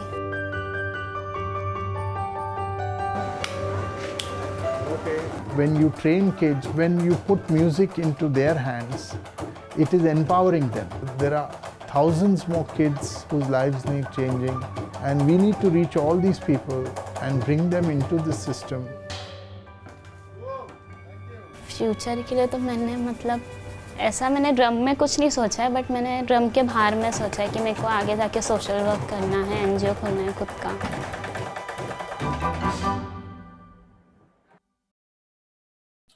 Definitely, Rakesh. I think I would like to ask the same question from Mr. Shetty also, because आप दोनों के काम बहुत different हैं, yet they are similar in some way or the other. So, Mr. Shetty, if you would like to talk about the challenges of working in the slum and how difficult it was to put everything together and come up with such a noble idea. Thanks, Taru. The issue is mainly how to be sustainable. हमारी जो दुनिया में हमको कुछ अलग सा कुछ अगर बनाना है या कुछ सिखाना है या कुछ करना है, the entire economic forces get together to defeat you. तो ये सब हमें अपनी ताकत से बनानी पड़ती है कि कल सरकार आएगी या कोई लोकल पॉलिटिशियन या लोकल बिजनेसमैन अपन को सपोर्ट करेंगे और सिर्फ CSR फंड से हम अगर आगे बढ़ना चाहते हैं तो मुझे लगता है वो कोशिश बहुत नाकाम हो सकती है। तो हमें अपने अंदर कुछ ऐसी ताकत ढूंढनी पड़ेगी जिसमें हम लोगों के विश्वास ले, because why we work in Dharavi is that there is a community there, और जो माँ है उसके बच्चे के साथ जब आप काम करते हो और वो माँ खुद कचरे चुनने की काम करती है, उसको कुछ एक दिखाई देता है, she feels that there is an aspirational issue, और this child if is taught music, हम कुछ ये बच्चे को नया सिखा सकते हैं। और जब ये जो धारावी के बच्चे, एक स्लम के बच्चे जब एक स्कूल में जाते, एक बड़े इंटरनेशनल स्कूल में जाते, या ताज या षणमुखानंद हॉल के स्टेज में बजाते हैं कोई तौफिक कुरैशी के साथ या आपके शंकर महादेवन या सुनीता राव के साथ, तो बड़ी ताजुब की बात बनती है। It is not just reality show on TV, ये सचमुच में द ऑडियंस पार्टिसिपेट्स, और जो मैसेज है कि बड़े बड़े कलाकार अपने तब ऑन म्यूजिकल इंस्ट्रूमेंट्स, लाखों के म्यूजिकल इंस्ट्रूमेंट्स रहते और वो उसके ऊपर बजा के म्यूजिक कर रहे, और ये बच्चे एक स्लम के आके प्लास्टिक पे बजा रहे और प्लास्टिक में से म्यूजिक कर रहे। So I think the message is you have to break through societies obstacles and somehow reach these kids and tell the story through the voices of these children, और community को ये own करना है। क्योंकि क्या है, हम अगर सिर्फ संगठन चलाएंगे बाहर से, तो जो जिनके लिए आप कर रहे हो वो लोग अपनाते नहीं हमको। The story has to be owned by those people about whom we are talking, and the most important thing is the lives and the struggles of the underprivileged people has to be also connected to society at large. As I said, it can't be an elitist message.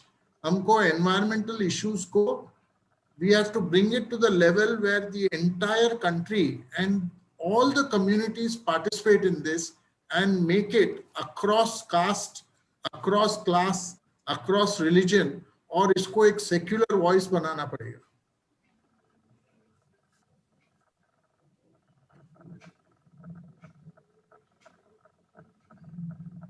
Thank you. Yes, yeah, thank you, Vinod. I would like to ask Bharat,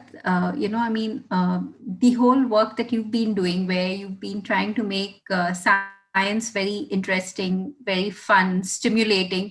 How would you look at the impacts of your work? It was actually, the journey was quite challenging, Saltanat.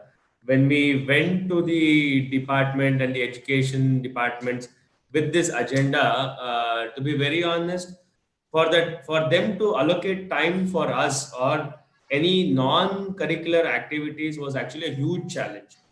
And for them to understand, and of course, there were a few financial things involved. But over a period of time, when slowly, actually we started with just about 34 students, with just 34 students in the very, almost a decade back. But now we have reached a stage where we have close to 13,000 or 14,000 students where we meet every year. But what eventually happens is, when we start with the courses in the beginning of the year, say it is astronomy or aero modeling or robotics or any of the ecological programs that we do, when the final product is going for the student, for example, or when the parent comes and looks at the mountains on the moon or the rings of the Jupiter or the bands of the Saturn or any other galaxy through the telescope which is built by his son or his daughter, or it's amazing. Usually I have various emotional parents getting very emotional, saying that they start crying, saying that we never could imagine seeing Saturn, but I am seeing Saturn through a telescope which is built by our own son or daughter. So which is very, very motivating for us also. But again, as you can say, yes, these are quite premium products, which I say, which we are still reworking on it and making it more affordable and even more affordable to everyone. But what we have done is we have actually built a community. So the students who are actually built the telescope are going to their local area and local community or the government schools in and around them and doing workshops in astronomy, which is a proud moment for us. So what we are trying is we are actually empowered them with knowledge as well as the materials for them to continue this hobby. So they need not wait for people like me or any other association which has a full-fledged program. So what we do is we have actually empowered them with how to use it and how to teach and what to teach. So and that's it. It's a self-sustaining project. Okay. And they continue henceforth. And as I was sharing in comments also, someone said a 5-year-old kid wants to build a telescope, which is very good, And to be very honest, it is doable. It is very much doable with whatever things and all the things that you can find in and around. Okay, like Rakesh sir was saying, he did bird's nest with a small Tetra Pak, which is actually very innovating, sir. Because what we do is we just throw the Tetra Pak. ठीक है, तो आपने उसको एक घर बना दिया. So it's making. I think Rakesh sir is very. We'll take it out and show it to us, right, sir? I know. It's beautiful. It's very beautiful, sir. It's very nice. Yeah. Thanks, Bharat. Yes, yeah. It is. The impacts of the work that we see is really, really very inspiring and motivating to push us also to work further and maximize this impact. So I would like to add this, Saltanat. I'll just take a few minutes. Even last year, Young Innovators got associated with TERI to do this Green Hackathon. Green Hackathon, yeah. Yes. Green Hackathon, where we worked very closely with TERI, with almost 1,000+ students. Yes, 1,000+ students, and we had 100 hacks that were demonstrated, working models of hacks that were demonstrating solutions to various environmental problems over there. And the solutions which the kids came out with were amazing. Actually, they made with all the surrounding materials. So this is what I want, or anyone should be promoting. So TERI is actually doing a great job, and all the panelists are doing a great job. It is just that the showcase is required. Yeah. Right. Yeah. Okay. Thank you. Thanks, Bharat. Vijaya, would you like to share some of your impacts very quickly, because we are running out of time? I'm sorry, but yes, I understand, Saltanat. We are running out of time, and thank you for giving me the opportunity. Challenges, yes, Saltanat. We had just started out when the pandemic came upon the scene, and so there were two questions to ask. What I mentioned earlier also, I don't know what to do, or is there another way to do it? And of course, we chose, is there another way to do it? और हमने सोचा कि जिस तरह का physical space होता है जहाँ पे हम अपना अभिव्यक्ति चलाते, ऑनलाइन स्पेस भी उसी तरह का है. और हमें ऑनलाइन स्पेस में एक बहुत बड़ा फायदा दिखाई दिया. फिजिकल स्पेस में जो मेरे सेंटर के आसपास का ज्योग्राफी है, जहाँ के लोग हैं वही आएंगे या थोड़ा सा दूर से आएंगे. पर ऑनलाइन स्पेस में हमारे पास बच्चे हैं जो हमारे पास कुवैत से आए हैं, जो यूएस से आए हैं, भारत के अलग अलग कोनों से आए हैं. तो हमने क्या किया कि अपने सारे वर्कशॉप्स हम ऑनलाइन ले गए. हमने फेसबुक पे अपने पेजेस बनाए. हमारा एक पेज है फेसबुक पे, it is called conversations online with अभिव्यक्ति. उस पेज पर हम लॉकडाउन से लेके अभी तक 6-7 महीनों में 200 से ज्यादा कहानियां हैं हमारे पास उसमें. और हर वेडनेसडे हम एक सेगमेंट चलाते हैं जिसका नाम है वंडरफुल वेडनेसडेज, और उसमें हम बच्चों को साइंस और नेचर से जुड़ी हुई छोटी छोटी चीजों से अवगत कराते हैं उनको. We share information about it, and it's very small segment, 2 minutes 3 minutes. बहुत ज्यादा अगर आप सुनाने लग जाते हो ऑनलाइन तो वो बहुत वो प्रीचिंग की तरह लगना शुरू हो जाता है. मैं आपको जल्दी से बताना चाहती थी कि इसी वेडनेसडे को हमने बच्चों को उड़ीसा और बंगाल की एक ट्रेडिशनल आर्ट फॉर्म पट्टचित्र के बारे में बताया. मैं खुद जब स्कूल में थी, मैंने खुद भी पटचित्र बनाया है। तो उसमें पटचित्र नेचर से जुड़ा हुआ, it is such a beautiful art, you know. एक तो उसमें कहानियां हैं, और उसमें हर कहानी में बिगिनिंग, मिडिल और एंड होता है, और वो कहानियां हमारी मिथोलॉजी से या हमारी फोक टेल्स हैं।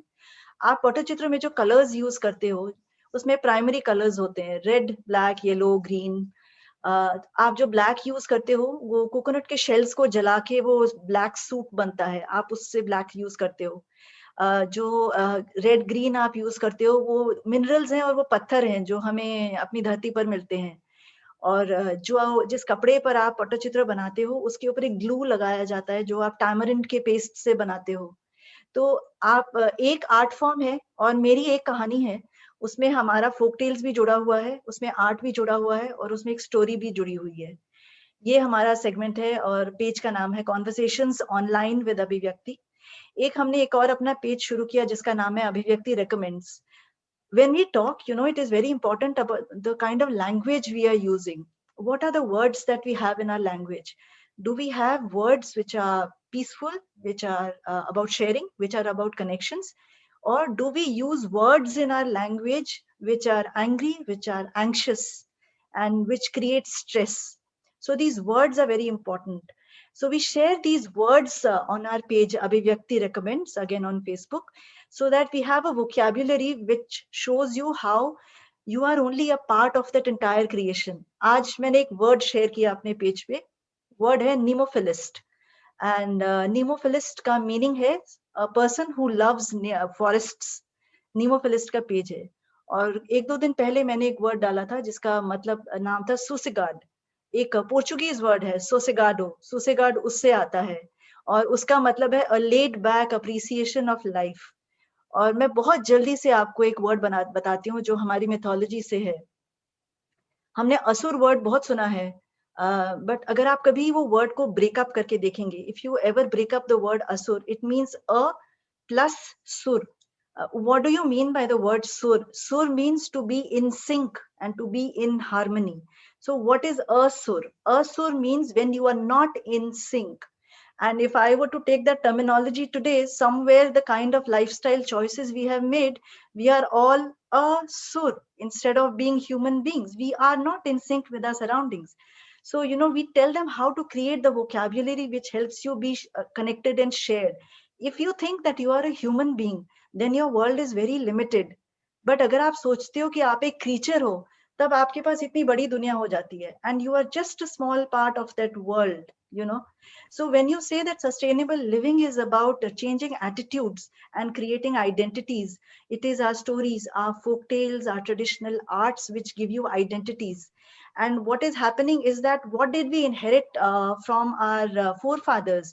We inherited the Johars, the Baulis, the stepwells. We inherited stories where the Ganga was a human figure. I mean, the Ganga might have got legal entity in 2017, but for Indians, Ganga was always a human figure. So these are the reference points that we have inherited from our ancestors. But what are the reference points that we are creating for a future generation, you know? There is a belief in indigenous tribes that the past and the present and the future, they all live together. Science will tell you that human beings are made up of stardust. When you breathe out stardust. And when you breathe in the stardust, which is made up of so many other human beings who would have breathed out. So there is a natural connection. वही star की जो मिट्टी है हम दूसरे लोगों से लेते हैं और हम वही वापस देते हैं. पर आज की दुनिया में हमने लाइफस्टाइल चॉइसेस ऐसे बनाए हैं जहां पे हम वो कनेक्शन तोड़ देते हैं. ये कहानियां सुनानी बहुत जरूरी है, पर हम क्या रेफरेंस पॉइंट्स छोड़ रहे हैं अपने फ्यूचर जनरेशन के लिए. तीनों इधर ही है, पास्ट भी यहीं पे है हमारा और फ्यूचर भी यहीं पे है. और प्रेजेंट में हम अगर चॉइसेस कुछ और करते हैं तो जीरो रेफरेंस पॉइंट्स छोड़ रहे हैं हम अपने फ्यूचर जनरेशन के लिए. It is all about the choices that we make today, and which is what sustainable living is. About changing attitudes and thinking and thought processes and the choice that we make. हम doodling workshops करते हैं जहाँ पे हम बच्चों को कहते हैं कि आपके घर में वेट वेस्ट क्या है, एगशेल है, कोई छिलका है, तो आप अपने डूडल वाले पेज पे वेट वेस्ट बनाओ, आप एगशेल बनाओ, आप एक एप्पल का छिलका बनाओ. अब उस वेट वेस्ट में से क्या बनेगा? आप उस वेट वेस्ट में से एक फ्लावर का डूडल बना सकते हो. तो हम ऐसे डूडलिंग वर्कशॉप्स भी करते हैं.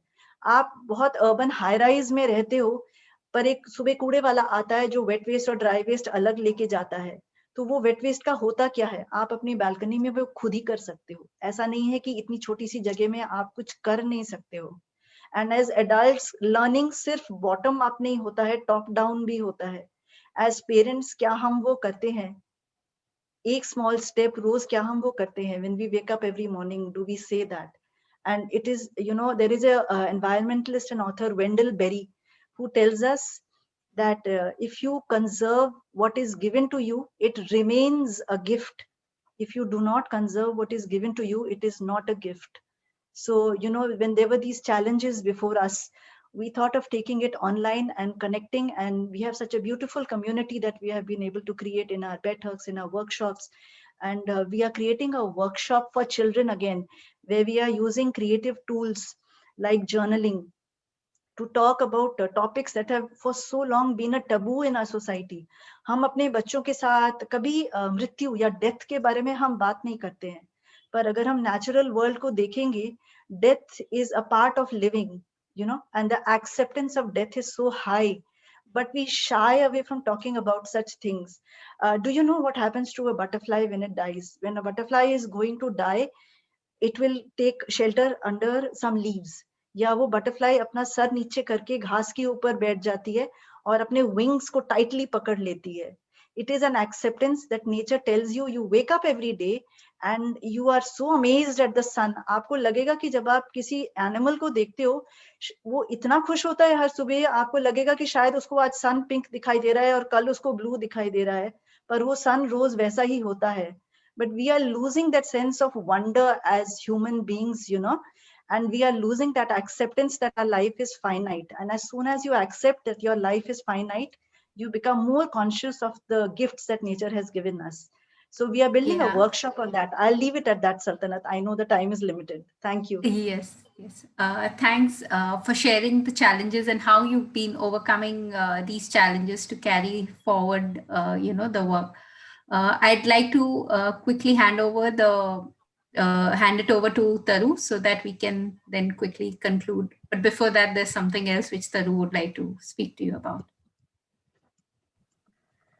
Thank you, Saltanat. Thank you all the speakers for giving us the myriad forms of ESDs and the ways and different ways that you're reaching out to your target group. Some keywords which I would leave with all of you to ponder and to think about, which has evolved from this sessions are, living in harmony with oneself. I think from Vijaya's talk, this is one message which I have brought out, because it's very important that we create a relationship with oneself. Then only we will look at our nature, our surroundings with instinctive behaviors.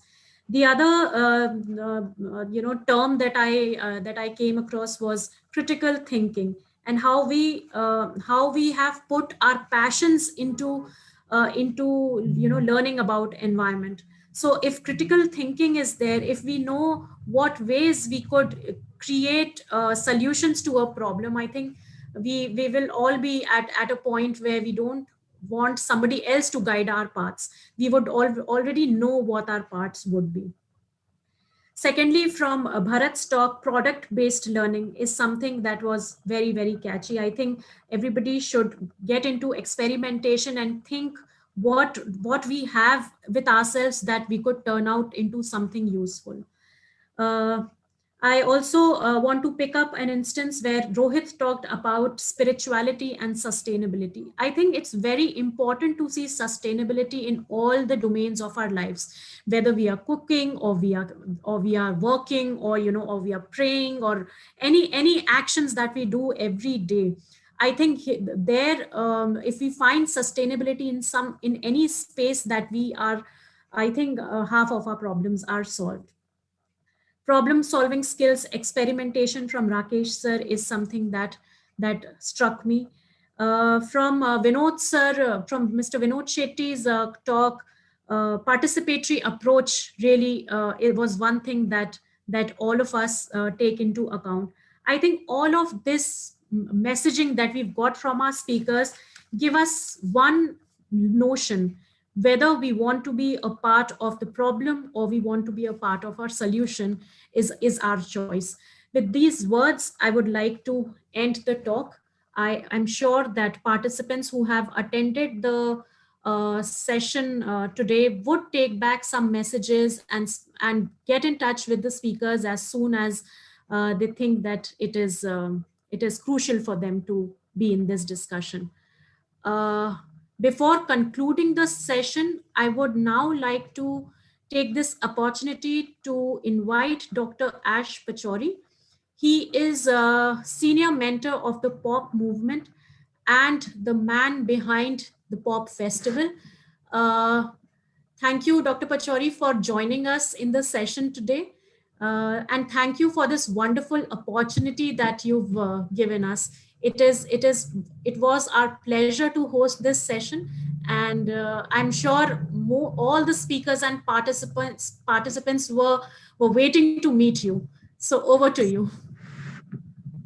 I am deeply, grateful to you and very humbled and honored. So, in fact, let me please reciprocate the warmth and the gratitude, because it's you I have to thank. And I've been following the proceedings. It's been deeply inspirational, and I love the way you summed it up, because I think it covered so many things, and that sort of talk about the importance of understanding and respecting science, spirituality, taking action, and really, I think you enveloped what I would say my father's voice, because when I would listen to him, he would say so many of these things. We've grown up with it, and I just love this session because it exemplified values that I definitely have grown up with, but I think that Dad would want to hear, and we want every generation till the end of time to be touched at a profound level with the important messages that you've shared here today. And I wish to thank you very, very much for your time, for your intellect, for your contribution, for your engagement, for your presence, and for sharing.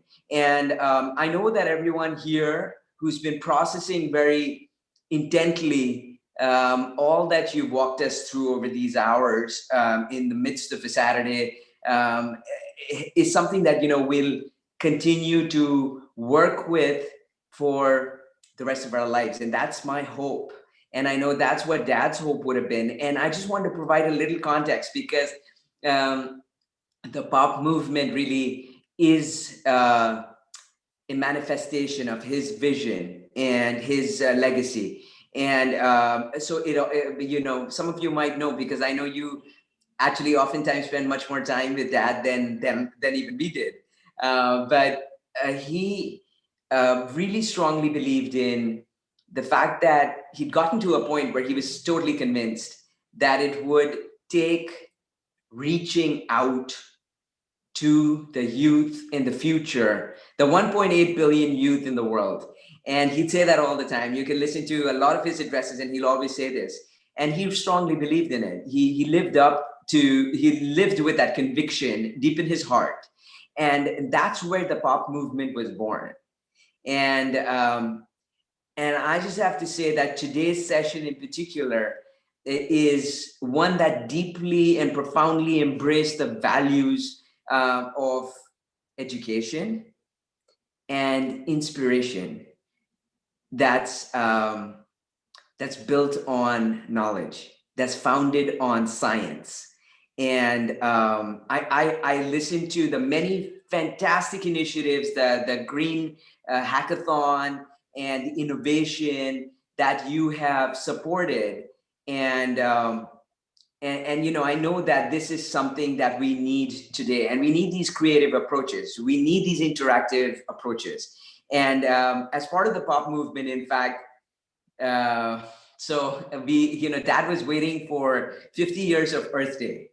And he gave the story of how a 20-year-old young man was asked by a senator in the US when the whole, idea of Earth Day started, to do something to mark and celebrate Earth. And this young man, who's 20 years old at that time, who's 70 now, mobilized millions across the US in a matter of months when we didn't have social media and we didn't have any of the tools and technologies that we have today. And since then, it's enveloped the world, and Earth Day is such a big thing. So there was this whole thing about marking 50 years of Earth Day this year. And with that in mind, was launched as part of the pop movement, something that exemplified what he believed, which is that youth can. And CAN here stands for Climate Action Now. And so we did celebrate, and we continue to celebrate Youth Can and Youth Can. And I think that your message here has been very clear, very strong, and resonates with all of us. Youth can, and youth must, and youth will. And with the love, the nurturing, the support, the mentorship that his first baby, Terry, has supported and made happen here today, youth definitely can. And they will. And I just want to say that I convey with my, from the bottom of my heart, much gratitude. And I love the messages of spirituality that you shared. We do need to have goodness. We need to have kindness. We need to have compassion. We need to have forgiveness. We need to have the spirit of inner peace. And we need to take away from a lot of that noise to be able to have that inner peace and be able to radiate it out to the universe. And I think you have made a gigantic step and leap in that direction through all that you're doing. And I know that this is one drop in the ocean in terms of what you do. But I want to say that it means the world to me at many, many, many levels that I wouldn't even be able to get into here. But it's, it's the most meaningful and symbolic at the deepest levels. And I hope and pray to you, to Dad's family, as he always said, it is a universal family, and you're his first family, and we're all his family. And I just want to say that this family will continue to do everything that you've started, and we'd love to be a part of it in whichever way we can to help it go forward. And I know that this will last for a lifetime and beyond, because as you affect lives here, they'll start to make changes in their schools, in their universities, in their communities, in their colleges, in their homes, with their friends, with their parents, and their friends' parents, and then wherever they go on to work. And so this will change the course of history. And so with that, I'd like to convey my deepest gratitude, my profound admiration, and thank you, Dad's family.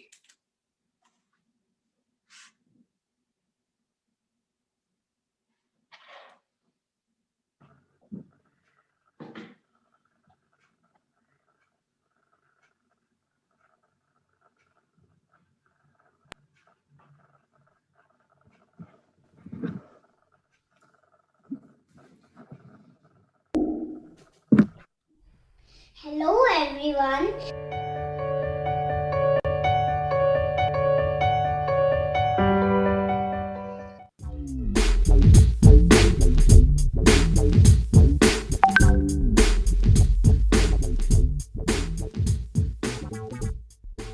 My name is Romanch Gupta. My name is Ardas Bide. My name is Ash Sharma. My name is Bharat Sehgal. My name is Akshara.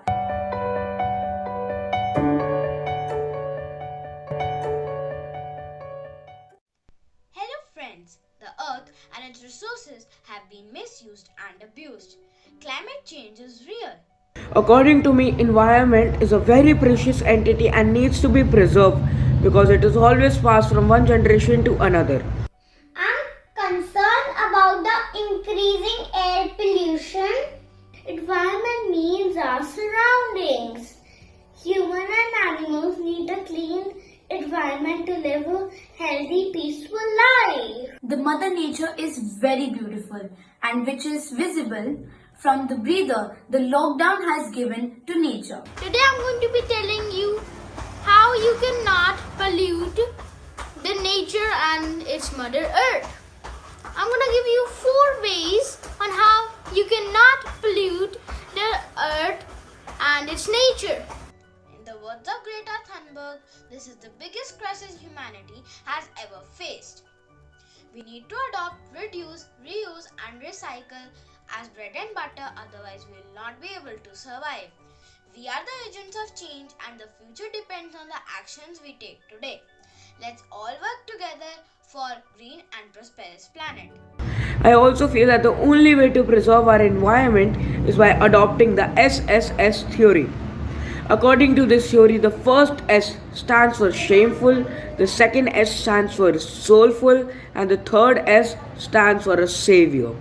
This means that we all should be shameful of our activities and this should stir our soul. And hence we all should emerge as a new savior. Our environment is getting dirty because of human beings. We are ignoring Mother Nature. It is becoming really difficult with every passing day.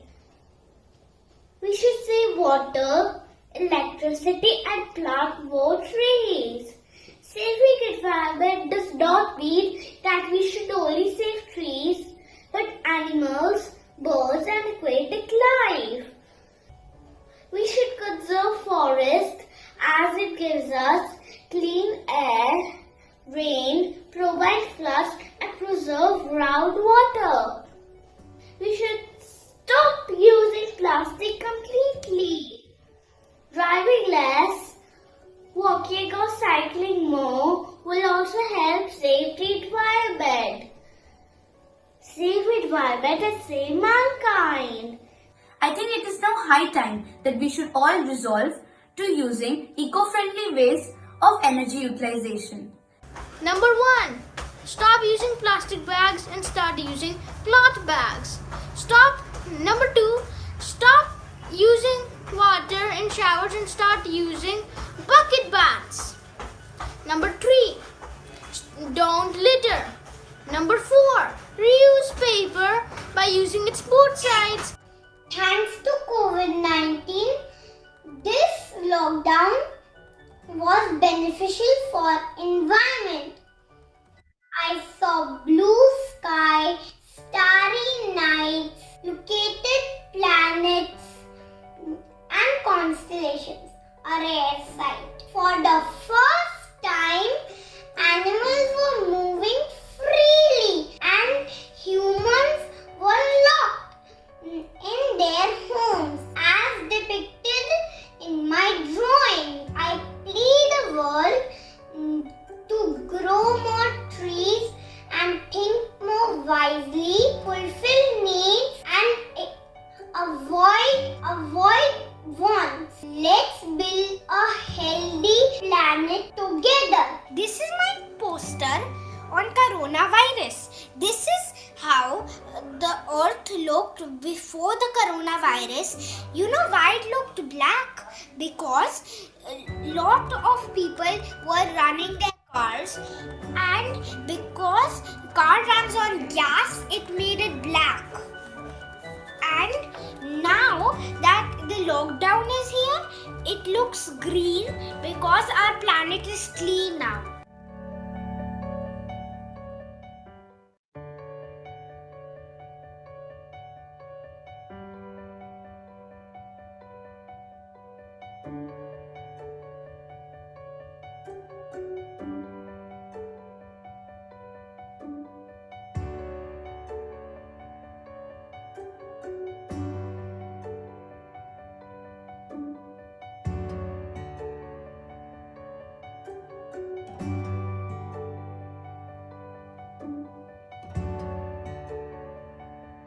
Gandhiji said, "Be the change you wish to see in the world." Thank you. Thank you. Thank you. Stay safe, stay home and have a great day. Thank you. Thank you.